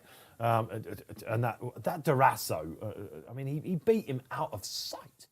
And they weren't that impressive that day. Beat Notebook. There's a bit of love for Notebook in this race. Was it me and you that chatting earlier about Notebook? No. Ross Brady it was. No, get it out. See, sometimes when I do this, if you don't recognise it, it's about the programme. We have to kind of, just it doesn't matter if it was me and you sometimes earlier. You could have played the game there. I respect you for not doing it, but you could have played the game. So it wasn't Notebook, but all right, let's go. In reverse order. He's totally thrown me there. Let's go from reverse order through the pack. We know about Shacken. We know what everyone's going to say. Grianatine. Any chance? No. Fiddler on the roof. Outsider in the RSA. Brown advisory now. Yeah, no. Fiddler on the roof. No, not Granatine. Grenadine. It says a yes, no now. You're just going to say this yes, is a no ye- for the race. this is a yes, It's going to be no. a long cut of hours. Yes, This is no. a yes, no. Grianatine. No. Notebook. No. Rouge Vif. Yes. Ah, stop you there. It's like a spinning wheel. Yes. And it's on you. Yeah, Rouge Vif. Won quite easily at the Ooh, track. the Archibald Button. Yeah, the dog. Won quite easily at the track in October on good ground. Needs good ground, needs to be fresh. Now, it must be drying up all the time. Coming in off a long break. I think you can throw out the run at Kempton when he got thrashed by Nubi Negra. He wasn't fresh, it was soft ground. And he would have been trained for this race since. He thrashed Nubi Negra at Warwick as a novice. In the Kingmaker. Nubi Negra is 8-1, is it? Second favourite, or among the second favourites. And he's like 3 times that price, and he really, really thrashed him that day. And I just love the way he went through that race. First time out, over course and distance, on good ground, when he was fresh. He didn't miss a beat. He jumped every fence so well, and he travelled through the race beautifully. That was a handicap chase, and of course we're going massively up in class here. So whether he will travel through this race quite as well as he travelled through that handicap remains to be seen. It wasn't disgraced in the single creep behind Politolog and Grianatine. It is all about the ground you feel with him. Again, soft ground that day wouldn't have been ideal for him. Yeah. And this track, I think, will suit him much, much better because he is quite a strong stayer at the distance. Henry Whittington. Harry Whittington. Got a good record at the festival, and last year he saddled St Calvados to be beaten a nose or whatever by Min In the Ryanair. In the Ryanair. I reckon. It's a strong case for this I'm getting sort of, sometimes you just get a feel about a horse, and I've got a really good feel about this horse running well. You're not alone, are you? Because Paul Keeley, I think, just about nap of his day. Rouge Vif in the without market then, Barry. Can we have a little advertisement for his prize? G is all over that. Yeah, Rouge Vic without the favourite is currently 10.5. So that's you can win the race, or if the favourite wins and you come second to it, you still get paid. It's a wide open market as well. 6.6 Politolog, 5.2 your favourite, the filly and last year's Arco winner. Put the kettle on. Nuba Negra 7, 8-4 first flow. So Royal, not without a chance in that market, 9-2. And Rouge Vic, 10.5 along with Celis Emery.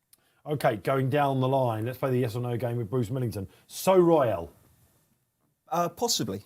Am I allowed to say that? You can't. Come off. You can't. Yes or no? Not yes, no, or positive, Paul, is You it? can't reduce racing punditry to yes, no. Can you? All right, no.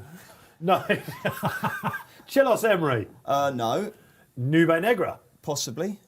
Oh. All right, this is going to be fascinating, isn't it, for the viewers? We're The talking next about- 2 The hours is viewers all don't yes, want to no. know possible, do they? No, you're quite right. So Royal has got his I ground. spent all night studying this. I could have just gone yes, no. Jesus, I was up till 3. Yeah, absolutely fantastic. So Royal, course and distance winner, pushed Altior close in the race a couple of years ago, got his ground. Has he? I think he's got it. It's He good, has. It's good to soft out there, isn't it? It's not good. Yeah. It's good to soft. Look, I think the first question we have to ask is Chacun and Possois, isn't it? You know, we need to look at that. And Barry makes a very good case, and his quote at the start of the programme, he'll vomit when he sees the hill, is really interesting. My view with Chacun and Possois is I think he'll probably win, but I think it's exactly the right price. And to be honest, the only market I'm interested in here is the without. Because if you go on Betfair, we've suddenly got this phenomenal 9-runner without market where it's 9-2 the field. That's a brilliant race. When Fantastic. I started the yes/no game, if you like, I really meant the without market was what I was kind of interested in. Shacken, I think we're all, if he wins, we all applaud him, don't we? And I just think he's brilliant. He was going to be one of my naps in the race last year. He trod on a stone, unheard of on the day of the race. A lot of people held that against him. He's imperious. And Paul Keeley's been making the comment to us and on other feature shows about the fact that it's 2 mile 1 at Leopardstown. Shouldn't be a problem for the hill whatsoever. But lack of Cheltenham form over the years has been an issue. Kevin Morley, good number mention for Kev, takes him on because the lack of a Cheltenham tick in this race is a big thing. A lack of Grade 1 tick is a thing as well. Nube Negra can chuck him out. Put the kettle on. I'm really surprised that there's not more love from you with her, because last year was one of your big winners at the meeting. I remember when we covered her at the Open meeting in November when she won. That's 3 from 3 at Cheltenham. She won there as well. I thought this would be your without play. Well, it's funny because last year I did the World Child Cheltenham preview, and Aidan Coleman was one of the other panellists, and I tipped up, put the kettle on, and he looked across. I can see him. He's like looking across at me. I said, "What?" He says, he wasn't remotely convinced. Thankfully, got it right there. I don't know. She does love Cheltenham. I just wonder whether she's actually in the cold light of day quite good enough. I did the analysis for this race in the Cheltenham preview that we sell. Hopefully many of you have been on that. Another really great piece of work by Nick Bilford and the guys Paul Key's written half of it. And I said around Cheltenham on good ground she would have strong claims of finishing closer to Chacun Pour Soir. And we're just hearing breaking news, Politologue has been withdrawn. What a sad moment that is for the race. We're not exactly sure why. Last year's winner is out. Under veterinary advice, Politologue withdrawn. First and foremost, I was getting to him as well, I was building up to him. I wrote in that book, in my verdicts, he's the each-way play of the day. He's so hard to keep out of frame. And I thought he'd lead them all. What now leads? I didn't fancy him because I just don't think he's progressive. I think these might not be superstars, but I think they might be progressive. And I just thought, I don't know, he's a lovely horse. He's so consistent, but I just think he might just be... It's around Cheltenham. I could see him finish 4th or 5th, but I mean, Paul Nicholls' cat needs to make himself scarce tonight because he was already in a bad mood after Braveman's game. And Harry Cobden will be fierce now. You've got to feel for Paul Nicholls here. That's a real blow, and he's a lovely horse, and John Hale's the owner as well. They'd have loved to see him come out and try and defend his crown. I personally wouldn't have backed him, but that's not to say he wouldn't have won, obviously. He would have been in my top 3. I just think, I don't know, I hope for the division that a couple of these might improve past him. It's just, first flow when he beat him in the Clarence House, I keep saying this, guys, I know, but that was the ride, probably one of the rides of the season for me. Dave Bass went up the inside of Politologue on the far side, took him out of his comfort zone. First flow, ground, Cheltenham, hasn't really, he ran in the Supreme a couple of years ago, pulled up. That's when he started to go wrong, 9-year-old. A freak, Kim Bailey has called him. We think he might improve for the better ground. I think we totally dismiss it. I think he could run well. What do you think, G-Rod? No, I don't fancy him. I backed him in the Supreme a couple of years ago, and I thought he was bitterly disappointing. I thought that he found the ground too quick. I think he's a bit of a slow ground slogger. Is he better right-handed? And his form suggests he's better right-handed. I wouldn't be entirely conclusive. That race at Wetherby early on in the season, he looked $1 million, didn't he? 3 out, and here we are in a champion chase. I think he is a real soft ground slogger. Handles it when a lot of others don't. I'll tell you, one horse that will love the ground is Nube Negra, isn't it? He's never won around Cheltenham, but he has got some placed form here, at least. And Dan Skelton thought this was his biggest chance of the week. Well, yeah, I like him, but I always go back to when Rouge Vif hammered him at Warwick, and I look at that Warwick race, and I don't really understand why Nube Negra should reverse the places. But Nube Negra at Kempton, behind Altior, who admittedly looked rusty and like he wanted a bit of a trip that day, but was giving him £6 and ran to the line. He were absolutely on the bridle going around there, wasn't he? I think the key to this horse is to be fresh. I think he does really like, he run his best races when he's fresh. And I suppose you could argue last year when Rouge Vif hammered him that he wasn't coming in fresh, and he does come in fresh here. It's just a price thing with me because he's such a much shorter price than Rouge Vif, who's beaten him. I've got a racing quiz for you, lads. Which racecourse did Nube Negra run his first 7 races at? Newbury? No. It was somewhere Oh, gosh, it was Spain, wasn't it? Was he Spanish? It was La Zarzuela. La Zarzuela. Wow. You been there? No, I haven't. It's just, I looked it up this morning. It's on the outskirts of Madrid. That's a pretty unusual prep, isn't it, for a champion chaser? They don't normally get one with a bit of La Zarzuela form. I forgot that he did indeed begin his career in Spain. Yeah, absolutely incredible. That's looking for the ownership, yeah. Any market moves, Barrington? Quite enough, Bruce. The favourite just very strong. They're not backing anything against it either at the moment. Chacun Pour Soir currently trading at 1.60. So it was 1.7 we laid it at. So he's shortening again all the time. For me, put the kettle on. That is too short, Barry. I'm starting to come in your camp now. Yeah, me too. I am. With the lack of Cheltenham form. Couldn't back him at 1.6. Politologue, This is the first proper race over 2 mile he's going to have ran in. Really, truly proper Grade 1 test at 2 miles. I don't know, and Barry.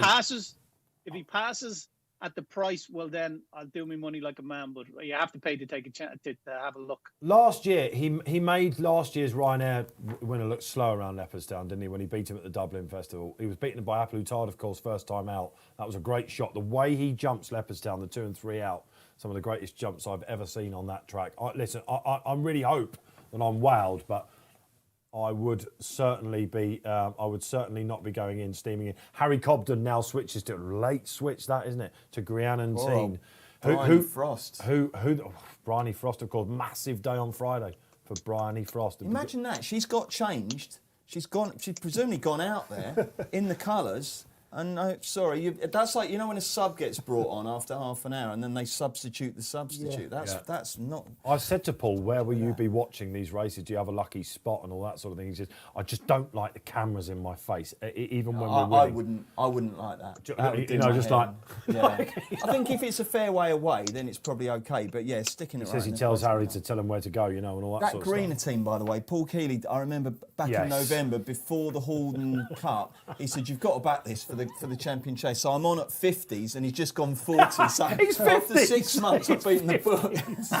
You've beaten the book. It's been my greatest anti-post of the whole festival. Lots of people actually weighed in with kills there, and they were hoping that this would be the guy that stepped up. He jumped around like a stag in the Grand Annual last year, you remember. And he just felt a bit too much weight on his back, a little bit.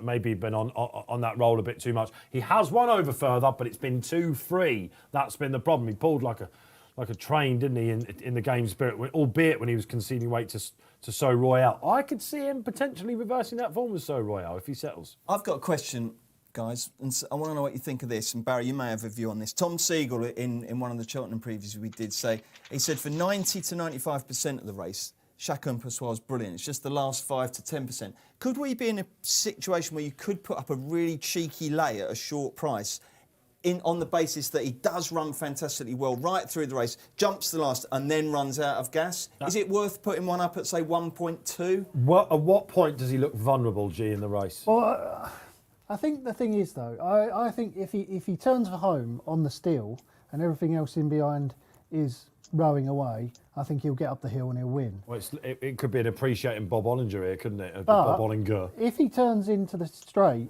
and he starts being pushed along and they're all a length behind him and he's got to work for it, I don't think he'll win. So then you've got to ask yourself the question, do you want to back a horse at 1.6 on Betfair that you think has to turn in on the steel or it can't win? I don't see how you can get involved now if you're not. I find it very difficult to see when you're backing a horse at 1.6, you want to know that it's going to really knuckle down and fight hard for you and really see it out well. And I don't think you can be sure of that with that horse. Let's go to Barry. What price do you think there might be a tiny spike like we saw with Monkfish in the race? In running. Yeah. Well, he's going to be up. He's going to be up with the pace throughout. So I wouldn't anticipate it until he comes off the bridle. And that's the real thing. When he jumps the last, and if there's anything within a length or 2 lengths of him jumping the last and they really make him work for it, that's when you'll just find out whether Chacun Pessoa is the great horse that everyone seems to think he is. And who knows, he might power up the hill. Personally, I think if there's a horse within a couple of lengths of him and makes him come off it, he might struggle to get up that hill. Wow. OK, so could that be Rouge Vif? And I'll tell you, if you're Rouge Vif without, and all the each way backers out there, I'd be happy that Politolog's not in the race here because he's a horse that likes to get on with, isn't he? And so impressive in that handicap. Yeah, he'll be right there, won't he, up with them. I hope they go a good pace because I think the faster they go, the better he'll travel, Rouge Vif. Yeah, OK. We're approaching race time. An interesting angle from Lee Mottazed. He's just sent it over to the kind of Racing Post reporters chat. He said on Saturday, Harry Cobden took Bryony's mount in the Imperial Cup. And Bryony wasn't allowed to jump onto the other horse that she would otherwise have rode because you can't Lucy do a double, Wadham's can horse, you? yeah. You can only do one. You can't create a kind of domino effect, can you? So Miss Heritage it was, She's been a little bit unlucky there, hasn't she, Bryony? That must be a real horrible feeling, that, mustn't it? Looking to go out and potentially win the champion chase and all of a sudden you've got to sit back in McCoy-like, isn't it? That's a fierce competition. It's not Harry Cobden's fault, is it? Well, that's what I'm saying is this is Cheltenham. Nearly off. They'll get on anything. nearly off, and Put the Kettle On now, clear second favourite at 12.5. This will be interesting, this. I'm really looking forward to seeing this. Where do you think Shakun will be early doors, guys, as they jump away for the champion chase? Well, he's in fourth, I can tell you, Bruce. He's going to try and settle him by the looks of it, isn't he? We've got Rouge Vif and Put the Kettle On up front with first flow. Put the Kettle On, no, it's going to be Rouge Vish who jumps first. Not brilliant by Cheltenham Emery, for whom, by the way, there was quite a bit of late money. Noob Negra is second last as they jump the second. Put the Kettle On now asserts. Bit of a reach for that, the Fav.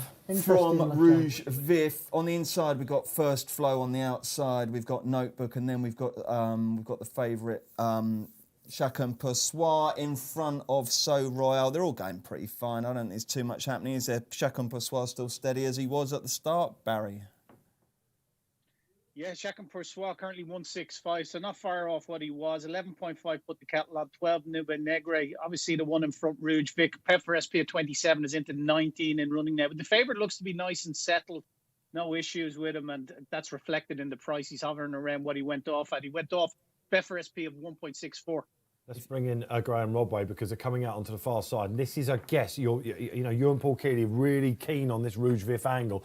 It does Gav Sheehan now. He's got a freebie. We can set it up front with Put the Kettle On going wide. He's just got rhythm now, isn't he? Yeah, very happy with this because Gav Sheehan's a great front-running jockey, one of the best around from the front, Gavin Sheehan, and he's not getting too much trouble, I don't think, from Put the Kettle On in behind, and they've got a nice little break on the rest, haven't they? So, yeah, I couldn't be happier at this moment. I think when you're 5 lengths clear, Bruce, of Notebook early on in a race, you're going a fair enough go. Took off very early there, Rouge Vif, didn't he? And not a very good jump there by First Flow. If you back Cheltenham Emery, that one's toiling out the back and is 90 on Betfair. But up front, as they steam down the far side, it's Rouge Vif and Put the Kettle On. Good jump on the inside from So Royale. Notebook's gone well there. In between those is Chacun Pour Soi. And then in behind there, we've got Noob Negra. And then First Flow just backtracking, trying to gain ground. Behind those is Greenatine. And now Put the Kettle On steams to the front. You wouldn't say that First Flow was done here, guys. He has done this in a couple of races. I know this is championship level, but I wouldn't put another 0 on him right now. I don't know. I think he's in trouble, Dave, don't you?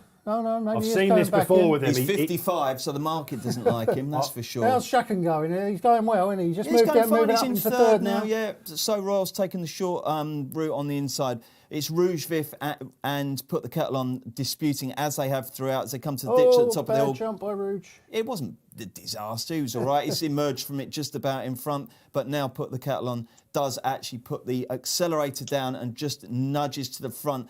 Definitely Chacun Pour Soi has taken third. Now, Notebook's going really well. Greenatine's going quite well. Noob Negra just keeping an eye on the leader. Cheltenham Emery has taken the penultimate place off First Flows out the back, but both of those have got a lot of work to do. They spin down the hill. Nicely, Greenatine is going really well now. Yeah, exactly. There's probably 6 Put the Kettle On still going well. Where are we in the race? 4 out? I think we're 3 out, is it? This is 3 out, isn't it? Wow. And Put the Kettle On a slightly scruffy lead, but emerges in front. Rouge Vif has suddenly disappeared. And almost pulled down on the inside is So Royal. So, as they begin to turn in, Greenatine suddenly emerges as a big threat. Chacun Pour Soi's on the inside. Notebook's going well. First Flow's come back into it, but they've still got to pass. Put the Kettle On. Noob Negra is going well, G-Rod. So Royale's performing miracles to get back into it. 1.39 Chacun as they begin the turn in. Put the Kettle On. Chacun Pour Soi looking really good. Greenatine on the outside going well. Still Put the Kettle On. Chacun Pour Soi, when's he going to take it up? Right now, Paul Townend says. And at the last, Chacun Pour Soi takes it up. Now this is the test. Put the Kettle On, come back. It's Chacun Pour Soi and Put the Kettle On. Chacun Pour Soi and Put the Kettle On. He's not over as well. He's what a race. Put the Kettle On. No Negra and Put the Kettle On. Put the Kettle On. Steams to victory in the champion chase. Put the Kettle On wins. Beats Noob Negra. Chacun Pour Soi is fourth. Greenatine has run an absolute blinder. Wow, what a race. Unbelievable scenes here in RP Live Studio. Can you believe it? No excuses. Chacun Pour Soi. Bruce Millington, steam coming out of his ears. His horse has followed up from the Arkle to the champion chase. Noob Negra run an absolute blinder. Paul Townend, as he crosses the line, his head towards the saddle. He knows he didn't get up the hill. Greenatine, the race of his life, in fourth. So Royal in fifth. Unlucky horse of the race. Wowee, Barry Orr, you knew, you said at the top of the show, Chacun will get beat. Did he vomit? He's not even second at the finish. I think it's fair to say he didn't get home. I thought the hill could be the thing for him, and it was. He was found out by the hill. Now he's given £7 to the mare as well. That has to come into the equation. Nube Negri trade at a low of 1.72, would you believe? Chacun Pour Soi trade at a low of 1.15, 13 to 2 on for 2,646 quid. He was one of the best backed horses of the week as well. So from a bookmaking point of view, I'm sure they're glad to see him get beaten. We cop 100 quid for the charity, and my reputation remains intact, thankfully, because I would have got some slagging if that had won. Wow, what a race. And you said it, Dave, So Royale is incredibly unlucky because he's almost... I honestly thought he was coming down there. He's got absolutely chopped to pieces on the inside. Rouge Vif, wasn't it? 3 out, that trickiest of tricky fences. He's run he's very unlucky not to place, I think. I tell you what, whatever happens here, whatever details, what a brilliant horse race. Yeah, what price Henry de Bromhead top trainer now for the week? That'll be something. This is where we start talking about this now. Grianatine has run an absolutely massive race. Ridden cold and no pressure on them, I suppose, after what's gone on so far. She is some mess. Now, 4 from 4 at Cheltenham. The record of Arkle winners going into the champion chase is there for all to see. But everyone had said I wasn't a great Arkle, but it was. And I tell you what, there was a lot of people who thought he was mad to spurn the chance of winning the new mares race and go for this instead. But it's a great decision, and de Bromhead is having the week of his life. That's given a real boost to one in the Ryanair. I'll go to that in a minute as well. One of the ones of my dark horses for the Ryanair. But we're coming to the third last now, and it has been pretty uneventful thus far, hasn't it? I said it was this 4 out. It was actually the third last. Notebook still on the bridle. Nube Negra tracked Chacun throughout Harry Cobden. That was the plan. He was a little bit novice at the last, but he's jumped 3 out absolutely fine. This is what he does at This is where the schmozzle is, isn't it? Because Rouge Vif suddenly backpedals. Actually, and Solo tries to go up across on the inside. Yeah, that was honestly how he stayed in the plate, Daryl Jacob. I have no idea. And comes up to get 5th. I think he probably would have won. Yeah, well, that's a big shout. I mean, this is a horse that's just been beaten in the race before by the great Altior, of course. He had his ground. He came in it having won the game spirit. You have to say it's a boost of sorts of champ, don't you? And the way that he has come back into it, that horse on the inside, not the place you want to be at 2 out at Cheltenham. It was absolutely fantastic. It was at this moment where he shook the reins. He jinked slightly towards the far side, Chacun, suggesting that the tank was emptying it. But the one horse you do not want on your girths is the Arkle winner, who we saw at the November meeting. She looked beat on ground she didn't like. This mare absolutely loves Cheltenham. And Aidan Coleman came in for a bit of stick on the Epatante ride yesterday, we're hearing. No. Finally, a celebration as well from a jockey. A real celebration. We saw Richie Condo, I was going to say that, guys, came into the winner's enclosure. We saw a little screen of him on terrestrial, and he went like this to the imaginary crowd. And Aidan really loved that one. Cheltenham is alive. Happy days. There's so many horses here have run well. That's what makes it such a good race. Grianatine, as you say, has run a blind. And Nube Negra's given his connections a massive thrill. And look at First Flow. He looked absolutely done for, G-Rod, didn't he? He's that type of horse. Really well. I mean, Notebook's run okay. Silos Emma and Rouge Vif have become a bit detached. But I mean, again, if you look on the inside, so if you don't mind me wheeling out one of my old jokes, So Royal sees less daylight than Claudia Winkelmann's forehead, but it somehow comes around him again. And that was a brilliant performance, wasn't it? It really was. And listen, I said to you before, and I'm surprised there wasn't more love from you. Last year, you adored this horse. You came. It's a polar opposite of what you did last year. You were there the first 2 days, and you came in on the Thursday, and you were alive with, put the kettle on, and you loved her at November as well. I guess it just shows you what can happen as the season goes on. Leopardstown isn't her track. An 80-day break. Henry de Bromhead's got her absolutely right. The ground was perfect. She just had to step up. And Dave, I owe you a beer, right? Because as we were talking, and you said, "Why? You almost made me feel guilty for being disloyal to her." So while you and G-Rod were playing yes, no, I just had a little sneaky bet, and I'm so pleased about that. You're right there, G-Rod. You're still playing yes, no. What have you got to make of it all? Well, yeah, no. We're all getting paid the same here, so could you say a bit more? You called it, didn't you? I mean, you called the in-running lay as well. You said maybe we should stick up a lay. Oh, I did. Absolutely. Did you get it in? I did a 1.2. Beautiful. I did a 1.2. That was a good race for Bruce. It was. When we play back the highlights reel, make sure we get that call in. And Henry de Bromhead, what a week he is having, showing he can do it in absolutely everything. A plus tard to come in the Gold Cup, of course. I can't wait to see Keeley anyway after that, because Remember, oh, don't worry, he'll get up the hill. He'll get up the hill. Don't worry. I can't wait to see Girls. Do you think the connections of Politolog will look at that and think? I know what you'll do. If I owned him, I'd try and make a case. I'd say, yeah, he would have won that. I think John Hales will definitely do that. What you would say is he would have been bang there. I mean, so they've had a really unlucky break there. She's very good though, isn't she? I mean, she's all heart. She's so tough. Yeah, she's very, very good. She is the 221 Queen Mother Champion Chase winner. Put your kettle on 4 from 4 at Cheltenham. Let's play the programme book if you don't mind. No, sure. Well, they've actually crossed the line, so I don't mind playing it. Nume Negra, Aintree or Sandown? It's got to be Aintree, isn't it? Well, Altiel's going Sandown, isn't he? He probably. Well, we hope he is. That's what they've said. I think your problem is that that also goes well fresh. So I wouldn't. Newbay. Yeah, I wouldn't be considering running it back 2 weeks. It's a short turnaround this year, isn't it? Aintree is. Yes, it is. It's only 2 or 3 weeks away. I wouldn't be even thinking about going to Aintree. If anything, Sandown, but it wouldn't surprise me if that was all for the season. You see it a lot now. 2 runs back next year. Okay, there we go. No Aintree. Put your kettle on. I suppose you try and Shacken Mark II at Punchestown, a track that probably suits Shacken a bit better. Yeah, you got to hope that they go to Punchestown. Yeah, what's the situation with crowds at Punchestown this year? I suppose it's not going to happen, is it? One man to answer that question, be Barry Orr. Yeah, it doesn't look like it's going to happen. Sure, they've even kiboshed the thoughts of having crowds in Galway, and that's not till the end of July. So, not looking good for Punchestown. No, that's a shame. Not at all. Okay, all right, fair enough. So. Wow, okay, happy days. We've just seen a remarkable scene. Let us know what you think. The other thing about Shacken, just quickly before we move on, 4 runs in a season, isn't it? You know, it's, I don't know, did he leave it behind a little bit at Dublin Festival? Could that be a thing? Or is it? Do you think he ran his race? It's only 4 runs. Do you think he ran his race? Since when is 4 runs a lot of races? Well, for a horse that is fragile 9-year-old, you might say. That's what I mean. No, I don't think so. I think, to be honest, Barry made a very good summary of his form. He's not.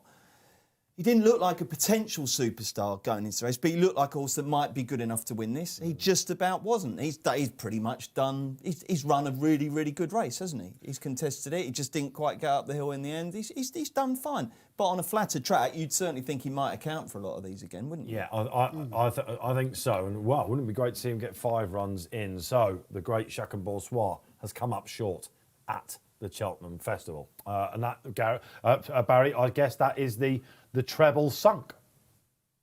Yeah, that's the multi-buster right there for you. It was Concertista yesterday and it was Shacken Boursois today. But what can you do? He didn't get home really at the finish because he's ran out of second place as well. Another couple of strides, I'd say he ran out of third. Yeah, there you go. It's amazing, isn't it? You watch that back again. Member section, replay, so important. Look at So Royale. What a race he's run. Get a quote from Alan King about him, I am sure.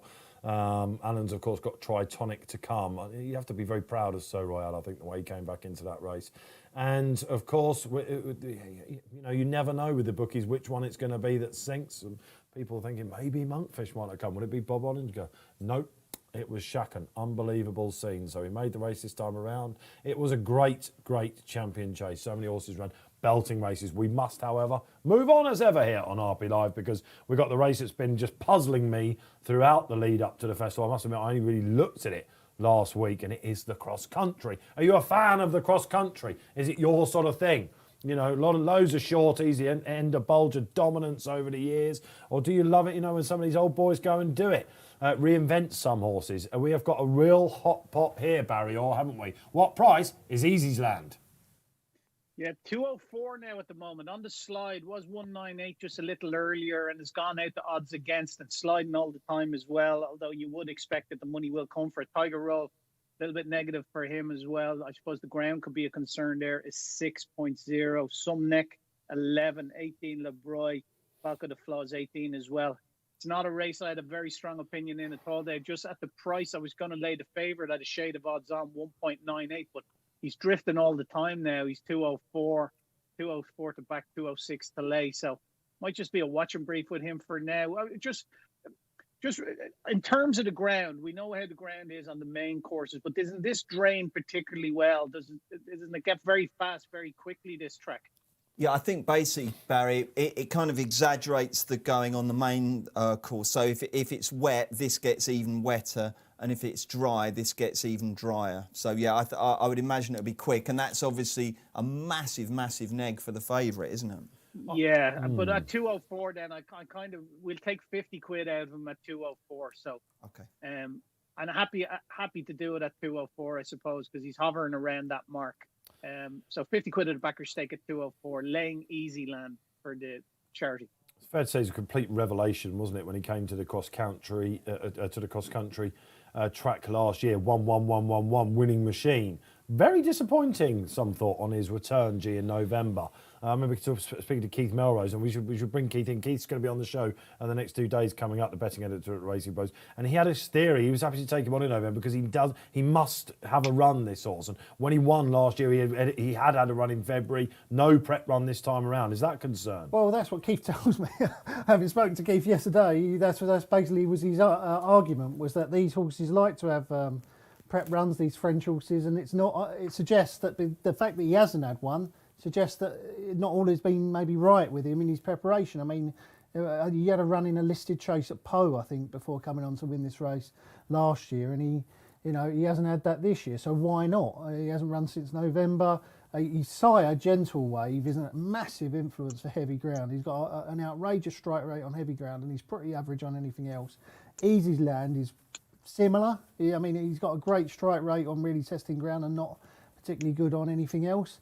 And I think on this drying ground, which we think it's going to be, it's hard to tell because we haven't had a race on this track all week. I would rather be a layer than a backer. It was of course Kingswell Theatre which beat him in November. That being a handicap, of course, it was £8 out of the handicap. This is one of those races, Bruce, isn't it? We can't really take official figures too seriously, but there are two clear because of what Tiger Roll did in the race a couple of years ago. Yeah, we're now building up a bit more of a body of form, aren't we, on the cross-country track? It's not quite the kind of mystery novelty it used to be. And I'll tell you what as well, and I don't want to tempt fate here, but do you remember when they introduced this race? Pretty much every 1 in 4 would be a shambles, wouldn't it? Something to run off or try and jump the T-bar or something. It was absolutely ridiculous. But they seem to know their way around now.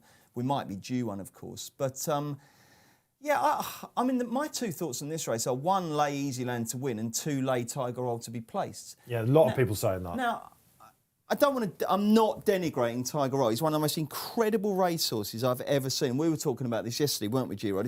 That CV, particularly at Cheltenham, is mad. He's won this, he's won the Triumph, he's won the 4 Miler, he's won 2 Grand Nationals. I mean, come on, this is just a freak of a racehorse in the nicest possible sense.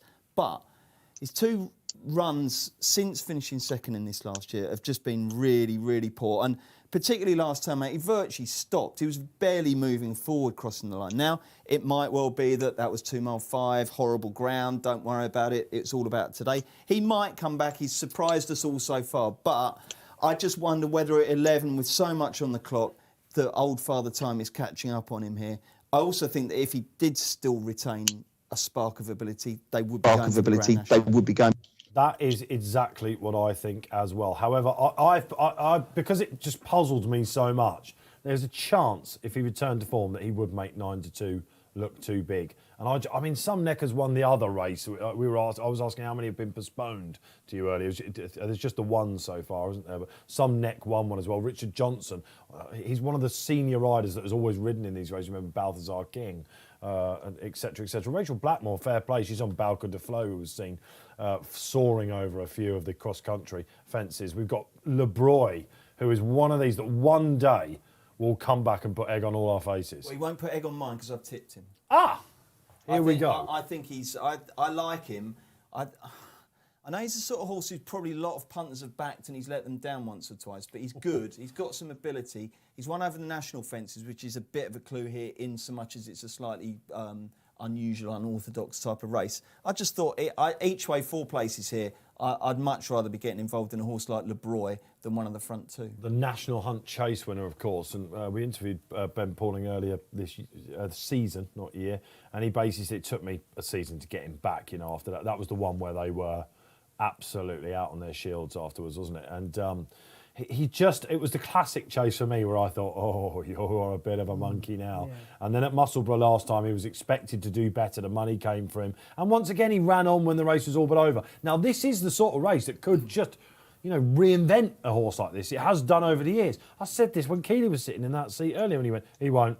He just kept it very simple, shot me down about it, didn't he? But I was tempted to tip LeBroy. I need to see some. What you don't want to do is go on back LeBroy and then see after about 5 or 6 fences him being pushed along. Yeah, and you think but you have to accept that. Is he an in-runner then? Again, you have to accept that. I know if he's bowling on and looking like he's loving it, then he's going to be much, much shorter, isn't he? The market's not stupid, is it? This must be a market in running, Barry, since you've been covering these cross-country races that can change so much. Even the great horses over the years, you guard Sean Petras, you spot the differences. They would go right out the back, wouldn't they? And then adopt various positions in the run.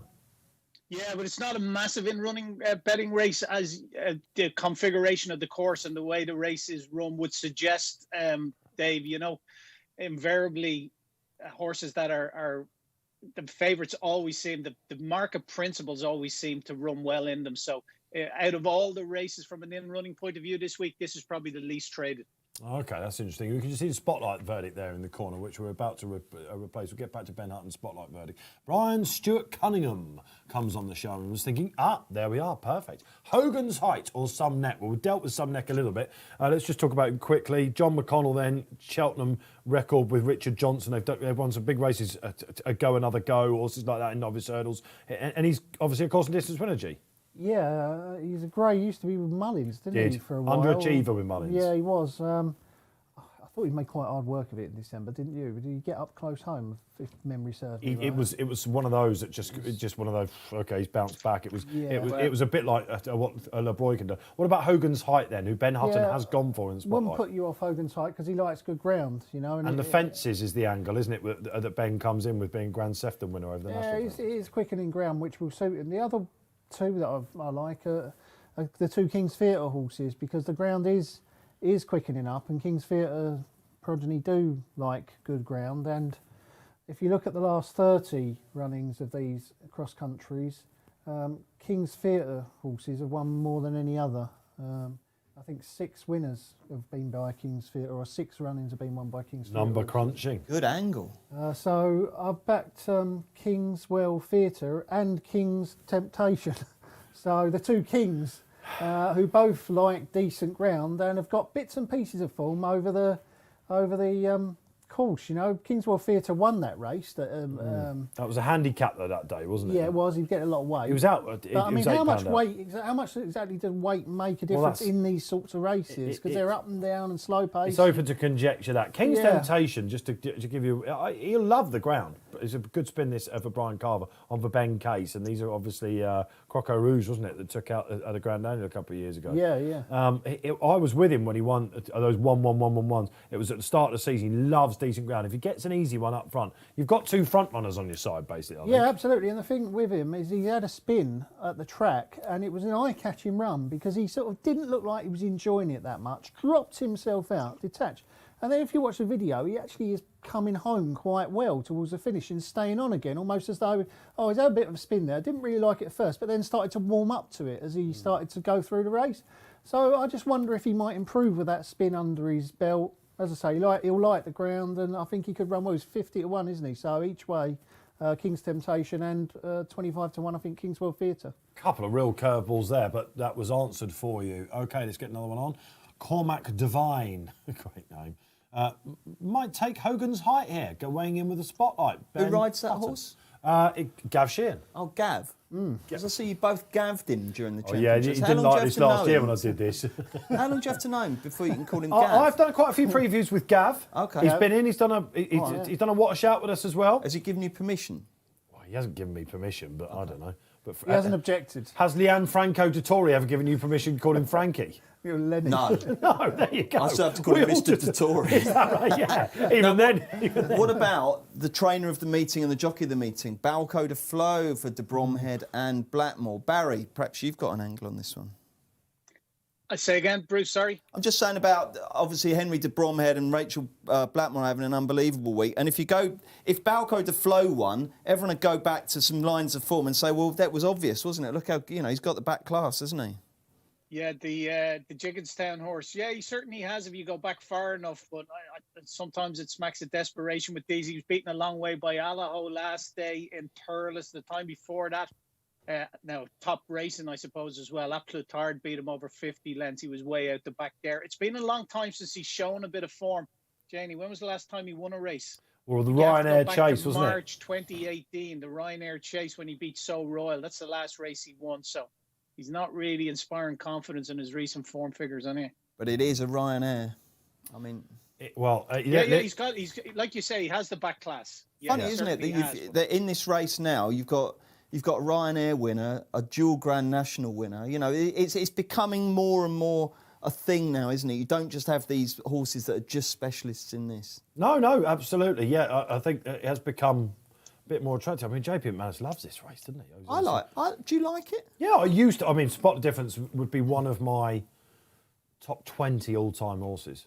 It was just when I was, I used to go and watch him around there. I think when I was a young race goer and I used to go to Cheltenham and watch cross country. First time I went to Punchestown, loved the bank races. It was just something completely different. And you got almost a feeling, there was always a bit of a point-to-point feel about it. It was like, it would give the smaller yards a chance to shine and things like that. And you used to get horses like Lyndon's Lotto was a horse for Tony Martin. Who remembers him all those years ago? He used to come over to Cheltenham, towering great thing. And everyone would get the buzz, this is Lyndon's Lotto. He's been prepping in handicaps, a bit like what Ender still does with some of his horses. Has Ender got a runner in this year's race? Think he does. No, that's strange, that, isn't he? He used to have half the field, didn't he? Is that because Easy's Land is thought to be just, don't bother travelling, Ender, not this year, Well, after last year's race, Tom Siegel tipped Easyland to win the Gold Cup. So, on that sort of form, I suppose. Is he still going to run in the Grand National? Because he was the one, wasn't he? I mean, Michael O'Leary picked him out as saying, I feel sorry for Easy's Land with the Tiger weight, rating and all that sort of stuff. Yeah. 166, is it something? It does seem remarkable. He's top weight, isn't he? 167 with official rating. Yeah. I mean, even the 155 Racing Post rating that he got for finishing fourth in the race when everyone said he was disappointing last time is by far the best figure on offer of anything else. So even if he runs £16 below form, he might still win, but I do think he's going to run below form. Right, lads, I've got another question for you. Here we go. 4 years ago in the RSA, the winner was Might Bite, the second was Whisper, the third was Bells Hill. You remember it was a crazy race, wasn't it? Who was fourth? Someone in this race, obviously. It wasn't Out Sam, was it? It wasn't Alpha de Zobo. Very good. Another one, like Balco de Flo. Really good horse. Totally lost his way, hasn't he? Is he still with Mouse Morris? I know Sneezy Foster, of course. Yeah, but of course he switched those yards. Sean Flanagan on a double. No problems about SPs for Sean. How long do you have to have known Denise Foster to call her Sneezy? Because everyone's suddenly calling her. It's just Sneezy. Easier, isn't it? It's a great name as well, isn't it? Sneezy. Yeah. I guess she was. It? Well, I guess it's a pet name, isn't it, basically? I guess when she was christened Denise and they all called her Denise. If you were going to be a dwarf, what would you be? Greedy probably would be mine, wouldn't it? I think other people would probably say Dopey for me. Is that me or you? I thought you... When he was editor, what it would have been. Absolutely fantastic scenes. OK, so fallout so far from what's happened. Come on, let's have you out there. How are you getting on? If any massive disappointments, what are you still looking forward to? Wins the Ryanair. Who wins the Stayers Hurdle? You've been doing the Stayers Hurdle, haven't you? Yes. The preview for tomorrow is yours. Yeah, it's all mine. 1,000 words of it. Well, tease a bit of members' content for us. Well, Paisley Park, he's going to try and become one of the greats. We had a little quiz, didn't we, earlier on? Yeah. About who are the 5 horses to have ever regained one of the Cheltenham Festival crown jewels, the big 4 races. This century. Who are the 5 horses to have done Porto's so? one of them, isn't he? Porto. Hurricane Fly. Yeah, Hurricane. Some real greats, aren't there, in the list? Moscow Flyer. One of the best. Ingles Dreamer. Oh, marvellous. And did we say Sprinter Sacra? We didn't say Sprinter Sacra, there you go. So he's bidding to join, obviously, a real select bunch. Now, I'm surprised that they let you rip on the preview for the Stayers Hurdle, because your last appearance here on Racing Post Live, Matty Batch was sitting in your seat and you were where Bruce was. What did you say about the two? It was Time Hill and Paisley Park that we were looking forward to their their rivalry, and you said They're not that good. you basically Yeah. he caused a social spike, of course, by saying that they're not. It's a weak division. They're Yeah. not very good horses. No. Paisley is not at his best, and he's still. Yeah, and put it this way: when Paisley Park was Paisley Park, he was a good horse, a real top class horse. Turbo. He had the turbo. 2 years ago, Paisley Park was a brilliant horse. Did you not think he showed that at Ascot? No, I thought. I thought it was an amazing Would performance. Roxana's defeat give you a bit of credibility there? He, for me, is running somewhere between £5 and £7 below his very best form.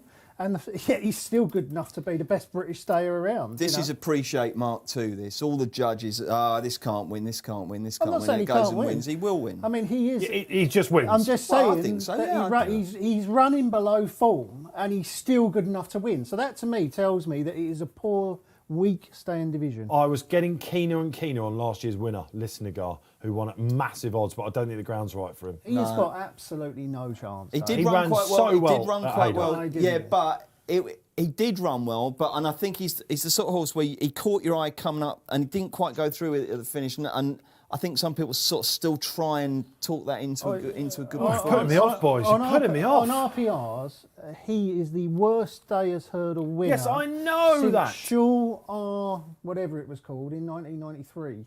He is a terrible winner of the Stayers Hurdle. It was an awful race. You like last Florian season. Porter, don't you? Yeah, Florian Porter has got a great chance. I mean, he's improving. His last 2 runs have been his best, and he's a 6-year-old. 6-year-old's got a fantastic record in the race.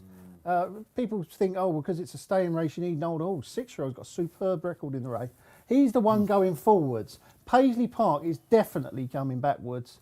I'm not saying Paisley He won't has win. to I would beat absolutely Cole. love Lads, to yeah, see back him, to this but- race because there's a lot happening in the ring, isn't there, Barry? Massive gamble. Bank of the Floss from 19 into 8.8 now. Some neck into 10.5. Earlier on, he was as big as 15. Easy Land out to 5-4 against now, 2.22. And Tiger Roll out to 7.8. Really friendless Tiger Roll. Money for Barry. LeBroy as Bank well, of the Floss, 12. So they're taking on the front two a bit then, are they? I mean, this is one of those cases, Barry, when the industry prices we're seeing are a lot shorter than the exchange. Yeah, very much so. Yeah, now obviously this is 100% book as well. There's nearly 3 million quid matching the race, so it's a liquid market too. But yeah, Branko de Floss, the big springer in the market, and LeBroy as well was 16 into 10.5. Some neck just on the slide out again. Favourite very easy to back at 2.28 now. He's full of himself, looking at him down there as well. Easy's Land, he's really strutting his stuff like a bit of a peacock there.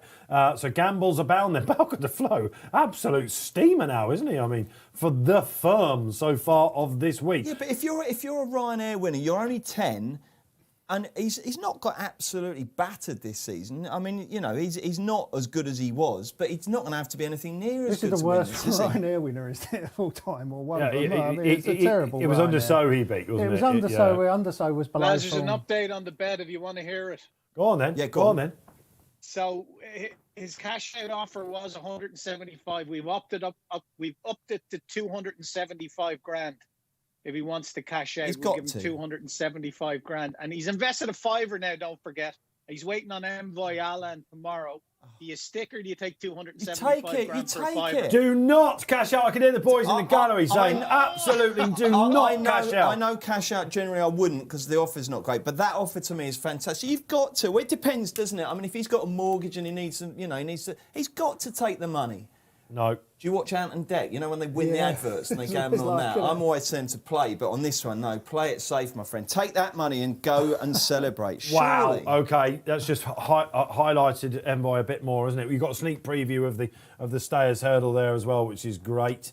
Yeah. Okay. it's Wow, time. this Balco punt. He's almost second favourite now, 7.4. this- This is was a just market that was Dubromed, begging isn't it? for a spike, for a collapse, though, wasn't it? I It's think just de begging Bromhead, for isn't it. it? De Bromhead, because he's winning. No, there. it's because he's good. They're Yeah, off he's and got running in the back form, cross hasn't he? country. Bruce Millington's going to have fun with this one. He can go and put the blimey. kettle I on. haven't done any form study, colour study. Who's this in front? That one in the... It's only Kingswell. Tiger Roll, isn't it? No, it's Kingswell Theatre and Tiger Yeah, I know. Roll up there. Is that Tiger Roll? Yes. With the blinkers, OK, fine. And the one in yellow is Defi Dakar. It is. In behind that one is Arctic Pearl. In behind that one is Vivas. Who's the grey one? Who's that nice grey? Some neck. Some neck, yeah. OK, blimey, I should have prepped some of this. Anyway, so Kingswell Theatre for G-Rod in front, yeah? Yep, that's the Where's one. where's Easy's Land on the outside, out the back? Has there been much happening market-wise here, Barry, since they jumped the first few obstacles? Not really. Well, the favourites out to 2.38 from 2.22.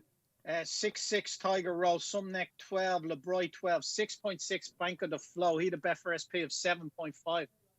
I suppose the fact that Tiger Roll has taken a nice prominent position is encouraging if you've backed him. I know it's early days, there's still 58 fences to go or whatever, but it's you know. In the Boyne Hurdle, we started getting excited 3 out that we might see something more again from Tiger Roll. The finishing effort was disappointing, wasn't it? I know that the O'Learys came out and said, I don't know why he got a slag in there. It was almost completely against their house style, wasn't it? They're usually pouring cold water on stuff. It will be the second half of the race that, of course, you're worried about with Tiger. I'll tell you what I'd be worried about with Easy's Land's miles back here. I know they can come sort of scooting through, but when he won it, did he do this last year? I don't remember him doing Not this. so far back, I don't think. He actually got first run on Tiger, Yeah, didn't he? We all thought Tiger would come, and then he just kept going. Brian made a mistake at whatever that is, ditch and round hedge or whatever it is. How many left to jump, do you reckon, G-Rod? I reckon there's about 32 left to go or something. Yeah, like this is that. 31 out. I don't know what. Look, there's a fence. And rows. Yeah, they're all over that nice and safe. Oh no, I say safely. Easy's Land wasn't good there, and he's out. Barry's out to 2.5, 6-4 Easy's Land. 13-8 now, 2.64 and drifting all the time. Yeah, did you ever go out to the centre of the track to watch this race? I've done it once. I've done it once, Barry, and Richard Birch What did a waste of time. a great piece in the paper previewing You don't see a thing. 10 things we'll miss. And your shoes get absolutely covered. And you don't get they? stuck there trying to get back in Yeah. the main action, don't you? Yeah. No, That's the I'm thing. sorry, but I'm in completely opposite. You camp. I know, what a I surprise. absolutely love going to the middle of the course. It is one of the highlights of my whole week going into the middle. I remember we went to the E-board 2 years ago. We went to the E-board 2 years ago. This is a sort of race where we can have a chat. We went to the E-board 2 years ago and someone said, G's here with his family. I went, where? They pointed to the middle of the track where a fun fair was. Yeah. We're all at the booking. We're all watching a neighbour strutting round the paddock. And he's in the G-Rod's fun got some fair. candy floss. Yeah, exactly. I love a picnic. Yeah. Poor jump out the back by Hogan's Height. That's the spotlight pick. Great there. Let me see. Right, let's have a summary of where we are. So we've got Kingswell Theatre in front. The yellow colours of Defy Descartes in second. Tiger Roll's enjoying himself. We might see the old Tiger Roll today. He's going well. King's Been lovely. Temptations in fourth. In fifth, we've got Out Sam. Behind those, we've got what looks like to me to be Arctic Pearl. Fair old gap back to the rest, including Easy's Land as they go down that dip and back up again. And then out the back We've got door. the cheese wedges coming up now. Oh, have we? Yeah, come the cheese wedges. Here Good come knowledge. the cheese wedges. What are they? It's like we've replaced Belgians with cheese wedges. What are they? I Cheese don't know, wedges. they're just a couple of cheese wedges. You have to jump them, obviously. What are cheese wedges? Anyone know what cheese there you wedges go. are? They look like wedges of cheese, don't It's they? usually Jerry Hanlon, isn't it? To go over the cheese wedges. Yeah. Oh, one gone there. One's Oh, gone. yeah, number 3, Balco. Balco's gone. Gamble Gamble gone. foiled. Oh, my goodness me. Balco's gone. But Kingswell, we knew he was going to do this. Now he's having some pressure applied to him. I'll tell you what, look, Tiger Roll. Let's start getting excited about Win, Tiger lose Roll or here. draw. This could be the story of the festival, couldn't it? 3.65. Would you be a backer or a layer, Definitely lads? be a layer. Would you? Yeah. Why? Because they're not really racing yet, are they? And he's Yeah, but he's up ridiculously there. short Price. He's up Here's there. something for you. Has he actually been pulled from the national yet? Is he actually out of it? Are they taking him out? yeah. He's Good still, question. he's still in it. isn't he? Easy's I'm not Land. sure he has. Easy's I'm telling Land. you, this is the curveball. Lads, That's Easy's the Land next is back in declaration to stage. 2.08. Wow, okay, he's obviously cruising along, isn't he? He then? is, as they go up on some sort of mound and back down again. And now, Some sort of bank. Defy Descartes taking it up. Tiger Roll's in second. The riderless Balco is joining in. I wonder if he will cause some carnage. On the outside in third is Kingswell Theatre. King's Temptation, the other king, is next. And then comes Out Sam. And now Easy's Land is miles closer. And he's odds on Barrington. He certainly is 198 now, just a shade of odds on. Tiger Roll 4.4. So the two original at the head of the market are solidifying their position now. It's 25 bar, 11.5 Defy de Carres and 17 bar. Alpha de Zobo coming into it at 17. The December winner, Some Neck. We know a lot of you loved him out there. He's getting the hurry up out the back. It looks like the ground might be catching him out a little bit. I literally don't know how far there is. we've I've got got a feeling they're going to cross the line. I'm still going to be commentating There's a long this way still to momentarily go for yet. us. They've got to go back round, back over the cheese wedges again, then back on the last circuit. There's a long way to go yet. Yeah, Remind me never Let's to not get ask too you Ruby's what excited. double. That's the other one, isn't it? No, Ruby's that's double. a puncher's down, that is. Alfred in Punchestown, yeah. Alfred Days Obo's going all right now. He's taken 5th. Out Sam's going well. Unfortunately, Kingswell Theatre, G-Rod, he's gone Kingston Temptations backwards, are Yeah, hasn't he's he? going all right, King's The other one's Temptation. going all right, Yeah, yeah, he's but it's going still all right. it's still But Defy it's still Descartes. Now we're who's going to in go front. back down into the dip again now. Over another cheese wedge. I think, yeah, we're down into So the hang on, dip. yeah, Here we 2 go. miles, 3 furlongs Yeah. gone. So we've got 1 mile and 3 furlongs to Now go. it's back by the over the looks of it. cheese wedges. Some Neck's warming up a little bit, actually. Haven't been slightly dismissive of him yet. I agree. Bruce Alfred Desobo got form in Irish Nationals and that, hasn't he? He's catching the eye a little bit on a going day. Out Sam, as you say, is going all right. But Tiger Roll takes it up now. Tiger Roll. Ooh. Good old Tiger Roll. He jumps the hedge. If only this was the home Oh, straight. Bad dear, mistake bad by my mistake. one. Bad mistake by King's Temptation. Tiger's gone odds on. Yeah, Tiger. mate. I Come go on the on. Tiger. Look at that. Oh, he He's just nodded a little picked bit on there. landing but Easy's he's la- opened up. The great Tiger thing about Roll. this is Absolutely, last he's year taking it was a along, role isn't he? reversal. Easy's land had gone. Yeah, I'll tell you what. Easy land, yeah. Yeah, but look at it now. He's 5 lengths clear. Easy's land has been sent off in second. Defy Come on, Descartes Tiger. trying to cling on. Alfred gone Desobo's on, going yeah. well. Some Neck's going well. But Tiger Roll is Come on, rolling Tiger. back the years at the age of 11. Tiger. And he's absolutely tanking along in front. The old Tiger Roll. Some Neck is getting into it on the outside. He's going really well. Alfred Desobo still possibly going to get into contention. They're not sweating but yet, though, the here riders. is Tiger Roll. This is amazing. This is the Alfred key. Zobo one coming in for good support now Yeah. into 9.8. This is the key. This is where we find out whether the fire still burns with Tiger. He leads in the cross country. Who do you fancy from here, lads? Come on, just say the name of the horse. But, Tiger. Easy land, I think. Tiger. yeah, I'm not sure about this. Just This a is better interesting. ground could do it for Tiger. Gone couldn't through the top That's of the at national fence. That would this be is- ironic. That's the what's it called? The canal. Easy's turn. land's Oh, rowing a yeah, bit, lads. he's This is getting not them the at it. ground for him. He's getting him at It's it. neck and neck in the betting. It's- with Oh, he's some flown He neck. on. flew that. Oh, Oh, yeah. he flew Who's that. on Tiger now? Yeah, Come on, Tiger's Tiger. opened Who's up. on the He's Tiger opened up. Rolls? Tiger Roll. Tiger Roll is rolling back the years. He hasn't moved on Some him. This neck is rowing. absolutely brilliant. Keith Alfred Donoghue is having Desobo the hardly time being of his given a hard life. time. And I'll tell you what, there'll be a few people getting on Betfair now to see what price he is for the Grand National. Absolutely. Because you wouldn't rule out a mad... he's out, out. he's Is he? out. Okay. Definitely out. There's only about 3 to jump there. All right, 3 Come to on, jump. Tiger. Tiger Roll. Easy's Easy's land's giving it everything. But the Commits. second It's last. now No, on. this is Over all the over. Aye, Keith Tiger Donoghue has a look Rolls. over his shoulder and This he is all loves what he over. sees. Tiger Roll is absolutely Go cruising. on, Yeah, Tiger. I love it. He's 15 lengths clear. Easy's Go on, man can't get Tiger. near him. The other Scenes. two can't get there. And in glorious March sunshine, One this more. incredible horse is going to write another Come phenomenal on. Here we go. chapter 1, into his unique 2, life story. 3. He's just got to Come get through the first on. race. Tiger Roll and Keith Go on, Donoghue are going to Tiger. win the cross country Go again. on, This Tiger. is absolutely outstanding. Brilliant. What a horse. There's never been another horse like him. I mean, it's just ridiculous. He's won a Triumph. He's won this. He's won the 4 Miler. He's won 2 Grand Nationals. He's won another cross-country. Tiger Roll, you are absolutely amazing. The legend that is Tiger has roared back to form. Gone, they all said. Me included after the point. I just wasn't sure. This was the one they said there was a little bit of fire in his belly coming to this. Ridden with real confidence and gusto by Keith Donoghue, the man that's helped make this horse a rat. They called him when he won his first race for Nigel Hawke all those years ago back at Market Raisin. Unbelievable. His worst jump was at the national fence, would you believe? Went all the way through it.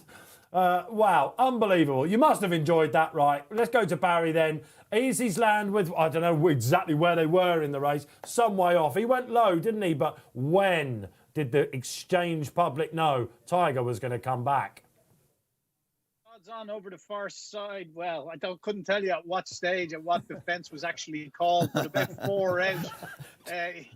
Easy land traded low 1.76, would you believe? Alpha de Zobo, that hit a low in running of only a low of 7.0. But what a win for Keith Donoghue, Jaxie as he's affectionately known, and Tiger Roll. Truly fantastic. I'm just trying to look here on the exchange market, because sometimes if a horse is not taken out at the official stage, we'll just reorder and put it at the end of the market on the exchange. But I can't see him in there either. I think he's officially withdrawn from the Grand National. But if he wasn't, Jamie, who's to say that Michael O'Leary wouldn't just go forward with him now at this stage? Like, many chances are you going to get the win?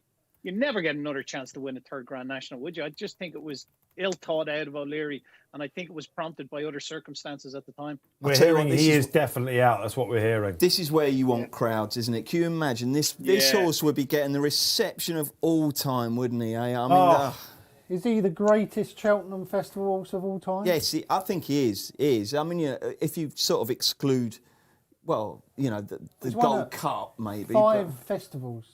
Yeah, let's have a look at his festival record. That is a really interesting shout. This is what you get here on RP Live straight after the race. Is this the greatest Cheltenham Festival horse of all time? I just can't believe he's out of the National. That's absolute madness, isn't it? Well, and he's not. We'll go for an Irish National, he said. But, off a fairer weight, he will now surely turn up at Fairyhouse at Easter. They can't retire him now, can they? Yeah, of course they can. On an absolute high? Yeah, Why they not? can. Why not? So let's take you through it. 2014, 7 years ago, he won the Triumph. The next year, he was 13th in the Stayers Hurdle. Who won that? Oh, Cole Harden. Okay. Then he's won the 4 miler in 2017. Then he's won this in 2018. Then he's won this in 2019. And then he's finished second in this last year. And now he's won it again. I mean, it's ridiculous. Yeah. What a horse. This is one of the best horses of all time, isn't it? Yeah, look at that CV. Not just Cheltenham Festival. A Triumph, 2 Grand a Nationals 4 as well. miler, 2 Grand Nationals. And what would he have done in last year's Grand National had it been on? He was 9 exactly. two, That's wasn't so cruel, isn't it? Well, cruel, but I mean, it's that was his chance for. Well, I say immortality. He is an immortal now, isn't he? He's an all-time great horse. He's an all-time great horse. He's absolutely superb, brilliant. And that was reminiscent of his demolition job pre-winning the National, wasn't it? I think when he was. But, so okay, you're the handicapper now, right? Let's play this game, the programme book game. But if you're the handicapper now and you've got Tiger Roll on 166, this is where it's going to be sickening. And you've beaten, as you like, you've beaten a 167 rated horse in second, as you like. What would the handicapper have to do now? Remembering he was about £17 well in or whatever after he won the cross country a couple of years ago. He's all of a sudden he's like cloth cap and he's got he's got to be rated in the 170s again, hasn't he? Yeah. And here he is off 166 in a national and they're not running. Easy Land's not run for 167, but a Tiger Roll was probably run high 160s, 170s, and he would have been running in the National. Are you saying he would have run off 160? Tell you what, give your nerdy chat about ratings a rest, okay? Because I've just seen the most beautiful sight. Cheltenham's largely empty, okay? But all the stable staff of all the different horses, they've all just gone across and they're all giving the horse an applause. A round of applause. It's just fantastic. And Keith Donohoe, we can see as he jumped the last, he's got the biggest grin on his face. And he just knows it. He must have known it was in the bag a long way out, mustn't he? Oh, wow. I really do wish Cheltenham had been full for this moment. It would have been absolute pandemonium. Can you imagine the roar as they get into that amphitheatre? Yeah, it's a shame, isn't it? Yeah, well, we've given him more than a round of applause here. It's been absolutely fantastic to see him back. Some of the judges knew. Tom Segal, I've been hearing him all week saying, I believe Tiger will burn brightly again in the cross country. The ground was wrong for Easy Land. That was another shorty of the week, Barry. Sunk. It certainly was, yeah. Well and truly sunk as well in terms of he was weak enough in the market, went out to 2.22 around the 5 to 4 mark and never really got into contention. If you backed him, you might have been a little bit disappointed with almost the ride he got because he was left an awful lot to do and he was never going to get to the Tiger after jumping the third last that time. But another 50 quid banked for the charity, thankfully. Yeah, well played, Barry. Fair play. There would have been loads of people laying in for a place, wouldn't there? I think he's got another P next to his name or something like that. Tiger Roll? Yeah, you missed it, I did, didn't you? Yeah. Someone said, a good judge I know said to me the best bet at the festival is laying Tiger for a place at the start of the week. So they can make fools out of you. He's a great horse. You can't write him off. Go on, Barry. No, you said that's the quickest way to the poorhouse. I'd say underestimating a horse like him and the trainer that has it, Sneezy Foster. Like she's well able to get them ready for the festival, obviously. Another mention of Sneezy there, Graeme. Obviously on first name terms all of a sudden. Okay, listen. Wow, that was went brilliant. up. Brilliant. That was really good. Absolutely fantastic. It's these races that you think you have to.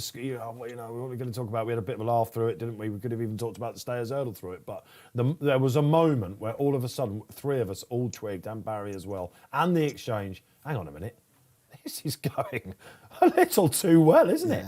Fantastic. That was fantastic. Let us know. Tiger Roll, unbelievable. Did anyone take the faith out there? Did you place Liam? Get your comments in. We've got one more race of the second day of the Cheltenham Festival to give you. That is the Grand Annual. Is this debuting on a Wednesday? This is its debut. It's a new slot, isn't it? Change of course, because it was a new course before and on the old course now. So it'd be interesting to see whether that changes the nature of the race. Because this has been jumping around a bit, hasn't it? It was the very last race on the Friday, and then I think 2 years, was it 2 or 3 years ago, they had a lot. I think they lost 3 or 4 horses in it.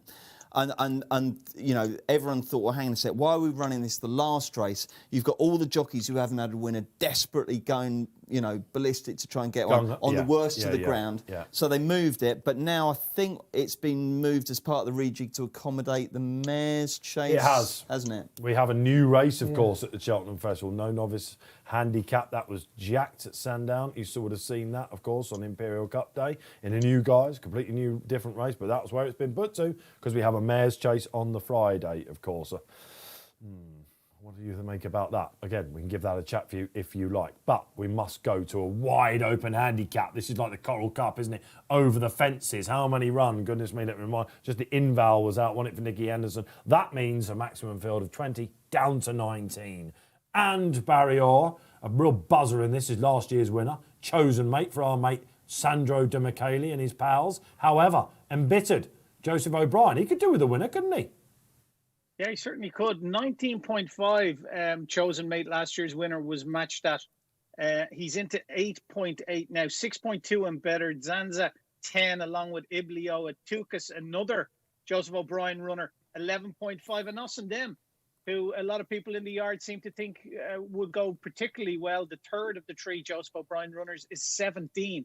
I'm taking on embittered here. I just think Chosen Mate has a chance. I think Tukas and us and them both have chances. Not that Fusé on the slopes will go off and make it a really good pace. And like you say, his horses just haven't been set in the world light. He has very few National Hunt horses now, it has to be said. He's focusing on Sunday and the start of the flat season in the Curragh.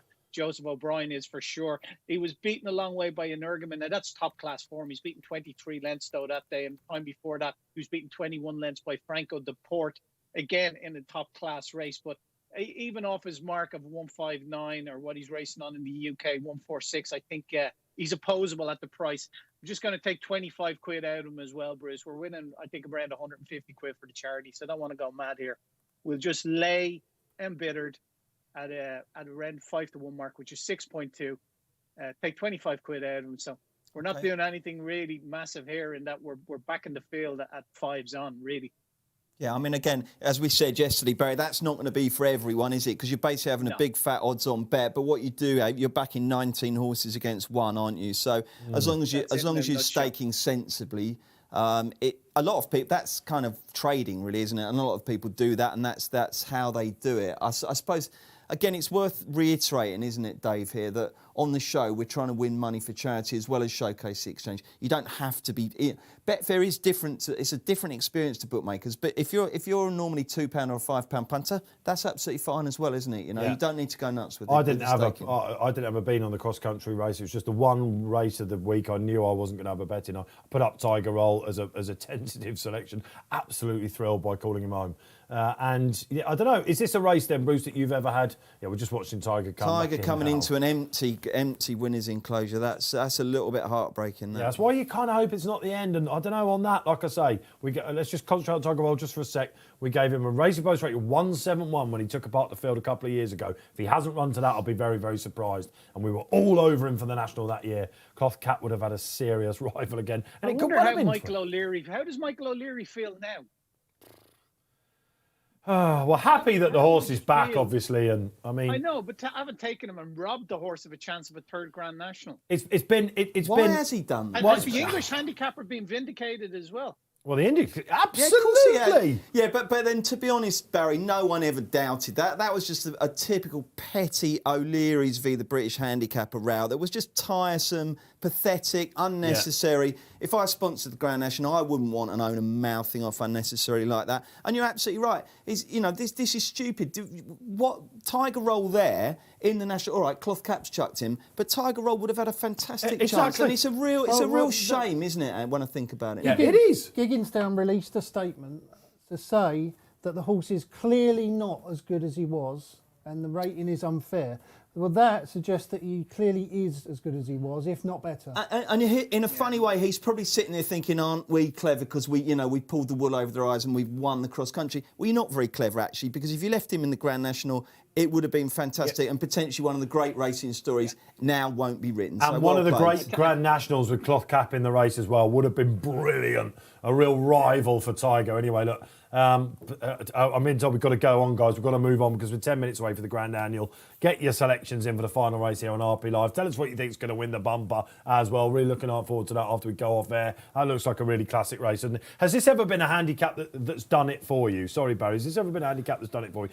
It's a race I've always loved. From a punting perspective, it's not been very lucky, but I do like the race. It's a real proper 2-mile test. I love it, this race. This was one of the races that really got me into the Cheltenham Festival when I was younger. Let's get some socials up, see what you think about what's going on. And Harry Crilly says, embittered to win the 4:15. Well, Barry is a layup. Rachel Blackmore, though, on your side. Joseph O'Brien, and he's a handicap debutant, which has gone extremely well in the race before. Chosen mate, Sandro Di Michele, if you're watching. Do you remember this race the Thursday last year? We had Sandro in, and he was going down. He kind of was like, it was almost asking us at one point, is it going to be on? Do you remember all that was, will it, won't it? Will the Friday still be on? Oh, yeah, of course. And he went down there, Sandro, this is the owner of Chosen Mate with some pals, and they had it right off in the race. You know what I mean? It was a massive gamble. He won really, really well. And he said the stands were starting to empty because, of course, it was after the Gold Cup.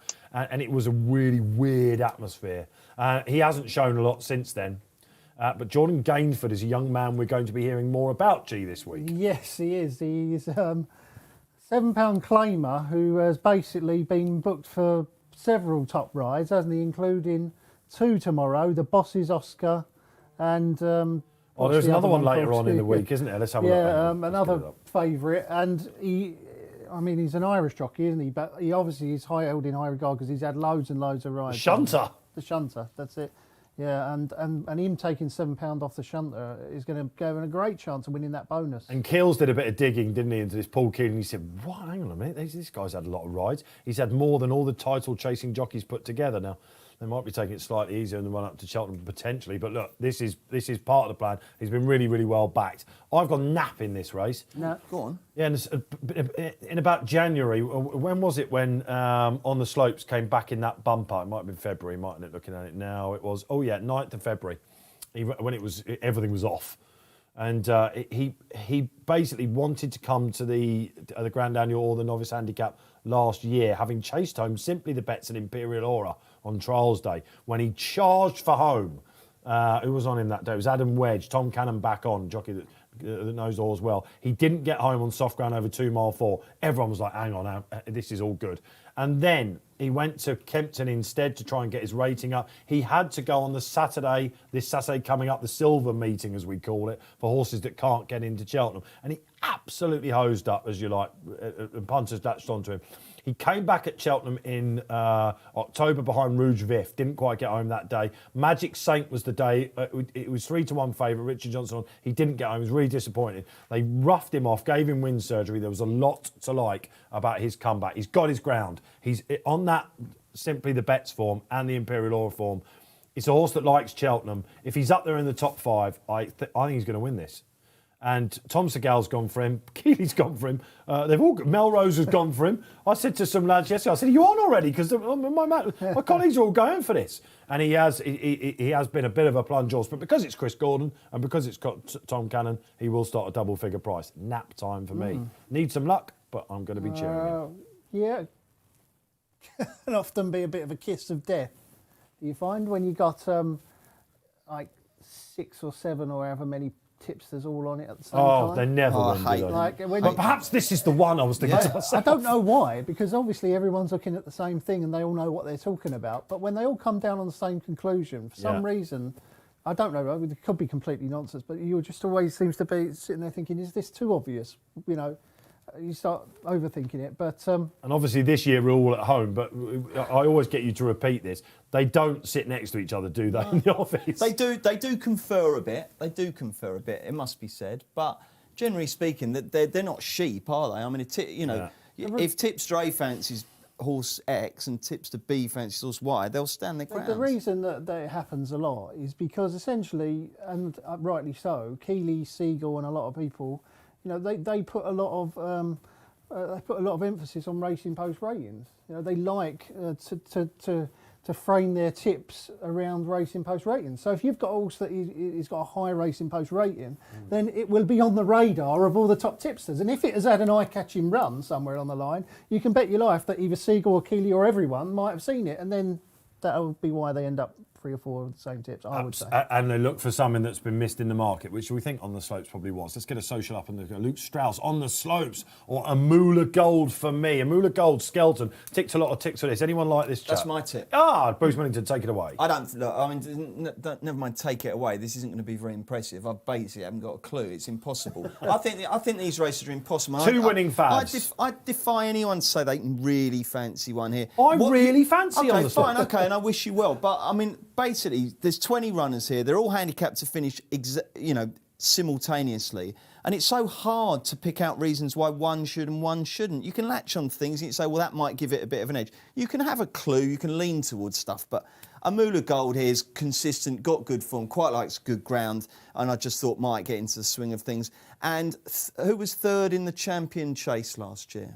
Bundoran, yeah. Yeah, so just on that basis... And the fact that, again, he's got a lofty RPR. My son, my 5-year-old's favourite horse of all time. Yeah. We went to the Open meeting when he justified favouritism under Paddy Brennan, and I've talked about this a fair bit, so apologies if you heard this story, but my son picked him out, and I said, well, he's fab, and I think he'll probably win. We could tell 4 out who's going to win. And at that Open meeting, when the crowds were still a buzz, it's Countryside Day on the Friday, isn't it? We're having such a great day, and I took him down to the second last fence, and he winged it, and we watched him go up the hill. And as we were coming down, Paddy threw his goggles, and Seb caught him. And ever since, Bundoran, where's Bundoran, where's Paddy? That's all I ever get. So I haven't had a sentimental bet on him because I can't really see it in this. But I love Bundoran, brilliant horse. I generally like Tom or Keels or one of the other guys to endorse my tips, but your son endorsing it is that's fine. He's a Watford supporter, Bruce. He knows his eggs. He knows his onions.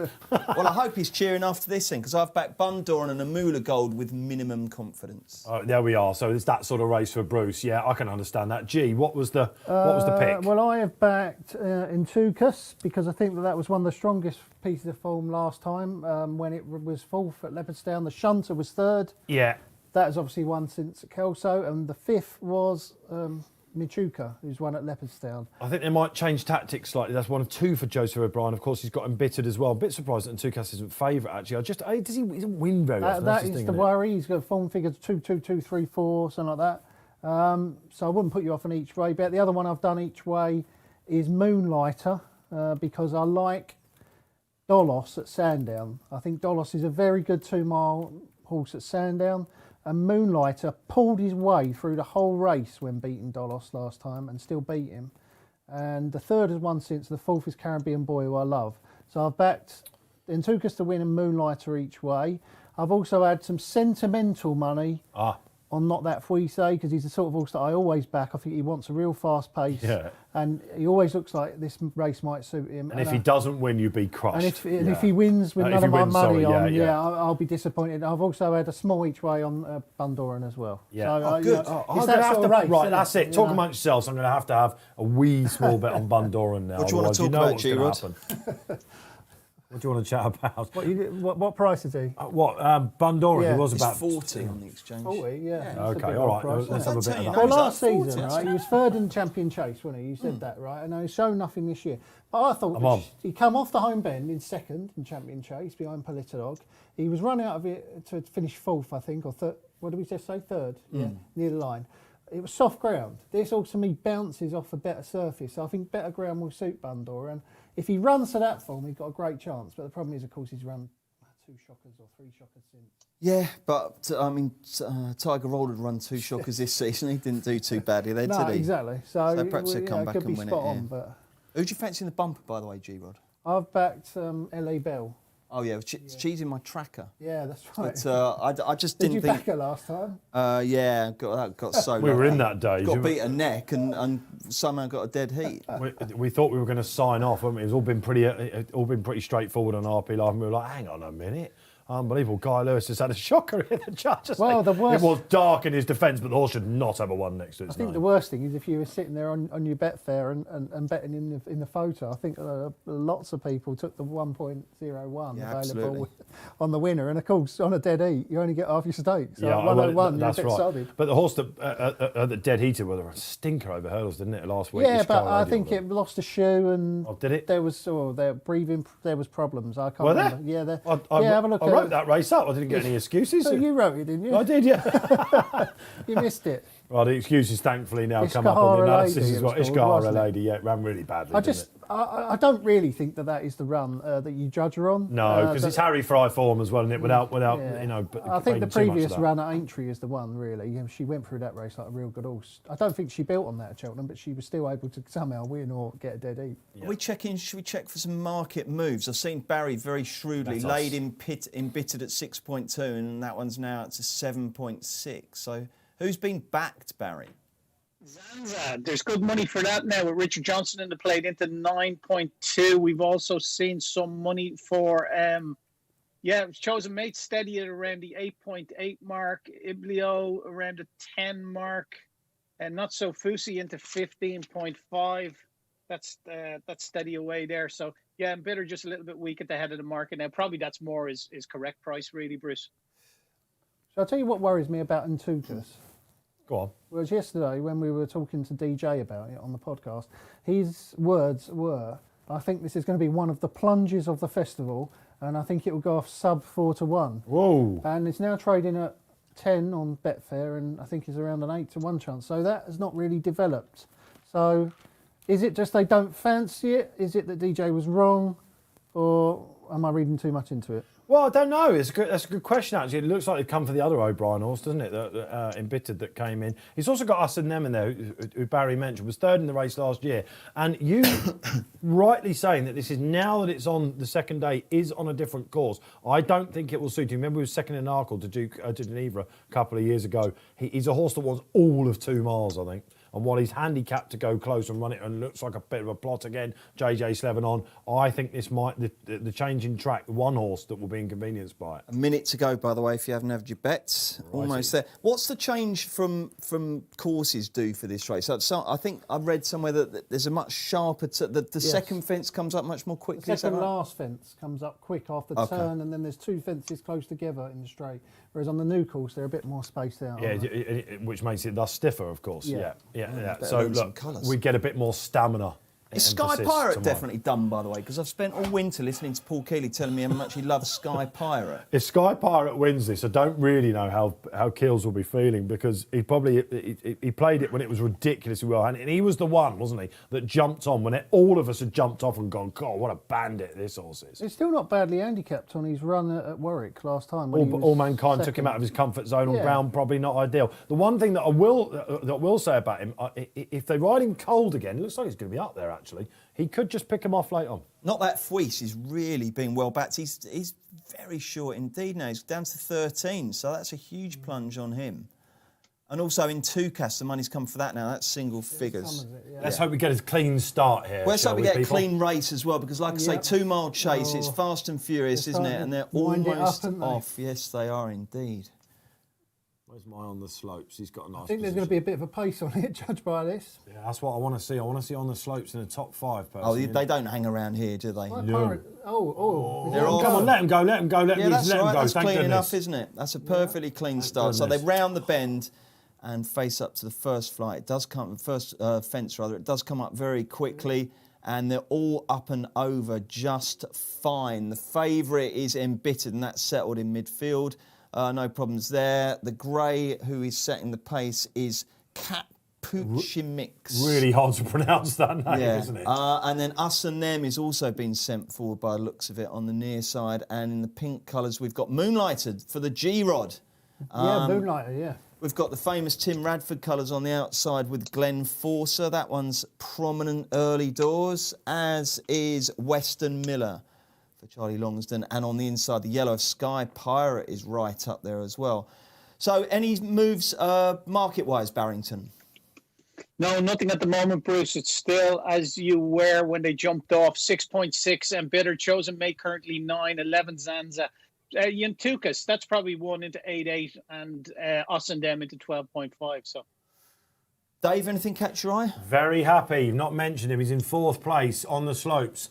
He was a little bit caught out by the start, Tom Cannon. He had to roust him, but he's come up real well for him. He's perhaps 1 place or 2 closer than I like. Because do they really last home in 2 mile handicap? Yeah. I don't know. They're not going, the pace doesn't look absolutely mad, does it? 29 miles an hour. Picking up, going downhill now, aren't they? Yeah, So they're just yeah. picking up the pace. But jumping really is important in these races, Yes. isn't it? If you don't one jump, you mistake don't here win. and I think you've got a front runner and it jumps and it's got a lovely rhythm, then that's all good, isn't it? So Sky Pirates a bit closer than I was expected. Something's making a move out in the middle of the pack there. Looking for not that Feecey, geez, but out of the back a little bit. He's always out the back. Iblio's right out the back that's at the a long moment, way isn't he? behind, isn't he, Iblio? I can't believe he wants to be that far behind, surely. It's all gone dark behind G as well. Bad jump there for my Moonlighter. So that's Capuchimix, don't do that to me. That one's in front. Entukas is definitely catching the eye. He is in about 6th position. backed him too. Lovely position. Who's that I gone think. up on the outside in there's the a red? faller and Zanza's almost been brought down. Zanza's, an unlucky Zanza. unlucky. That looks like us and them, I It's think, on the us outside. and them, and again another De Bromhead. Who was the This is a good Capuchimix. move on by JJ Slevin. This is a good move. Embittered's gone. Embittered's gone, has he? Embittered's Okay. I'm out. really happy with on the So slopes here. Zanzibar Come looks on there. the slopes. Just keep Yeah, him, on keep the him there, slopes, Tom he's Cannon. cruising along in Yeah. 3rd for David Orton. There's quite a few going well, though. Not that Making Fleece ground is cruising. down the bottom as well. Asher Tor's not too far off. Going well. Yeah, not that Feecey, is it? Moonlighter's up there. Not that Fleece getting into it Yeah, in the yellow travelling, and the not that blue. Fleece. Glen Forcer's still in there. Good jump battling. here, and I think I've got this, boys. Do you? That's a bit early for all that, Come I think. on, come on. Capuchimix and us and them for Dave on the slopes. Making ground on the outside is a Moolah Gold. Yeah, Bruce's pick. Also going well is Duke de Genevrier. All the unpronounceables are going well. Sky Pirate's going one. well. Jump on the inner, slopes. on the slopes, he's really cruising. Not that though. Fleece, But he's not that cruising. Fleece is really catching the eye. Don't rule out Entukas as well. Come on, us Tom, and shut them the now door, takes it Fleece. up. Us and them. Really not that Fuito is going superbly He's going really well, On the isn't he? outside is on the slopes who comes under the pump now. Not that Fuito is catching the Sky eye. He hasn't moved. Pirate. Sky Pirates hasn't moved. Go on, slopes. Tukas is going well. Go on, Tukas slopes. is getting into it now. There's a few Come on, that can slopes. win this as they jump the second last. Go on, Capucci slopes, Mix up you still come. From on the slopes. Come on, slopes. On the slopes for Go Dave on, Orton. slopes. Here comes Sky Sky Pirate, don't Will you he dare. get up the hole? Go on, slopes. See him off up the hill. Oh, come on, Tukas. Sky Pirate. believe it. Sky Tukas. Pirate's going to win it. Here comes on Tukas. Go on, Tukas. It's going to be Sky Pirate from on Tukas. Sky Paul Pirate Keeley. on Tukas. Sky Pirate on Tukas. Iglio runs on the slopes of fourth. Sky Pirate wins it. My goodness me. Poor old Dave, you're getting very excited there. We will get Oh, man. We'll find out just how short he got there, but that was a beautiful run by Sky Pirate. Nick Schofield goes round the inner, saves ground. That was a very clever, brave ride. He's won by a head from on Tukas. And Dave, you are done. You're fourth. Did you back happy each days, way? yeah, happy with that. Yeah. It was a great shout, mate. Ibleo's come from absolutely nowhere. The one thing is, We'll just get the extra. Sorry, Dave. Quickly for people who've backed each way and taken the extra places. Not that Fweed gets fifth. We didn't get sixth because there was a bit of a gap back. But yeah, you were close there, Dave. It was very exciting. He just went for home. It was a little bit like a carbon copy of what he did over the 2 mile 4 on soft ground trials. They just went home a bit too soon, and the front runners have all folded. He's kept there. He's won a massive race, but the classy closers just did him. Capuchimix was sixth. He's stayed on nicely there. So he's been there as well. Nick Schofield, delighted for Nick. Actually, he's a really good bloke, and he's taken this retainership, hasn't he, in the Tedham colours, as I call them. Put a massive investment into John Joe O'Neill's yard. This is their big day in the sun, and this horse has been completely reinvented, hasn't he? And that day, was it December, when he came sauntering up the hill under Tom Scudamore? Nick was out of action that day. he beat the. Broken leg. It was Iblio who beat, wasn't it? I think. Yeah, Iblio, yeah. So he's kind of run to that December form. There's your course form, and he's seen him off. Paul Keeley. Yeah, he's missed that. He missed that with a broken leg, didn't he, Nick Yeah, Schofield? he did. I mean, He did. that's great for him, isn't it? But Keels was all over this, wasn't he? He said he's massively well handicapped. Then he went to Warwick. We thought he'd blown the mark, and then he ran in the Kingmaker. He could have gone Keels. Betfair Hurdle. He could have gone Arco. He must have been on though. Surely he must have had a bit on. Yeah, thank the one thing goodness about for Keels that. is if he fancies a horse once, he might not. It might not be his main selection, but he's never going to completely desert him. So I'm sure he's covered his. Oh, that losses. was exciting, wasn't it? That was really good. Yeah, that was exciting. And Mula Gold looked like he had a say at one point. Yeah, Not he was that going for right, his wasn't Yeah, he? he was. It's just that stiff finish for him. But Chosen Mate, we didn't really see him in the run, did we? He's not come up this time. It was a proper Cheltenham Festival handicap chase, that and the last race for us here on the Wednesday. What a day it has been. Seems like a long time ago now that Bob Ollinger sparks in the Ballymore. Yeah. Of course, we then saw Monkfish overcoming a couple of scares, would you believe it? The loose horse of Cateria. And of course, then we went to Coral Cup. Coral Cup, heaven help us. Heaven help G. Thank God he got the 7 places for his nap. Brilliant Queen Mum, wasn't there? Brilliant Queen Mother. Your horse came up. Yeah, the old Put the Kettle On. She's brilliant. You've got to wear the colours next year. Yeah, I will do. Yeah, Get the colours on. We'll get a set off Aidan, do you reckon? It's a syndicate-owned horse, that as well, which is a great story. I think we're going to hear a little bit about that in tomorrow's paper. And of course, then we went to, Tiger Roll. We wonder what stories we were going to have.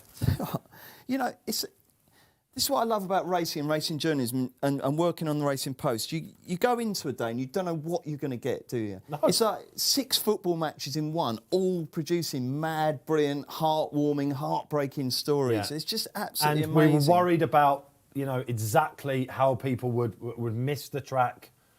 The horses are doing the talking this week, aren't they? And absolutely. the jockeys and the trainers, but the horses are not letting us down. And we're watching from afar. I know some people that don't ever go to the Cheltenham Festival and watch it. Do not miss a beat of it. Take the week off. Don't like the rigmarole of the crowds. I think Gold Cup days become a proper scrum. All things like that. So look, this is one hell of an experience, one hell of a ride. Do you know what I'm so pleased about, Dave? We did come in, we can't sugarcoat it, we came into this with racing under a cloud and in the dock and with questions to answer. And with each passing race and each fantastic story, those images that we saw, a couple of weeks ago, they're getting further and further banished into racing's dark memory. And this is just a brilliant Cheltenham. I wish there were crowds there. Nick Schofield deserves to come back to a huge rapturous applause. Tiger Roll did as well. But we'll be there next year. And it's great for John Joe O'Neill to have that winner on the board as well, isn't it? So I hope you've enjoyed today's show. It's been absolutely brilliant. Barry, how's the day gone for you, my man? Yeah, it's been good. Yeah, we won a few quid for the charity, 175 quid. So happy days there. We got it right. Chacun pour soi obviously was the big lay of the day, and thankfully we got that right. From a personal point of view, I backed a few losers in the handicaps. Handy-post bets went south on me that I had bet over the last couple of weeks, but it's been a great couple of days with Bruce, some great calls from him, and good to see G-Rod again. So we're halfway through, and a lot to look forward to in the 2 remaining days. Take your half-time oranges, man. Do not have too much Guinness tonight on St Patrick's Day, of course. I have to. It's obligatory over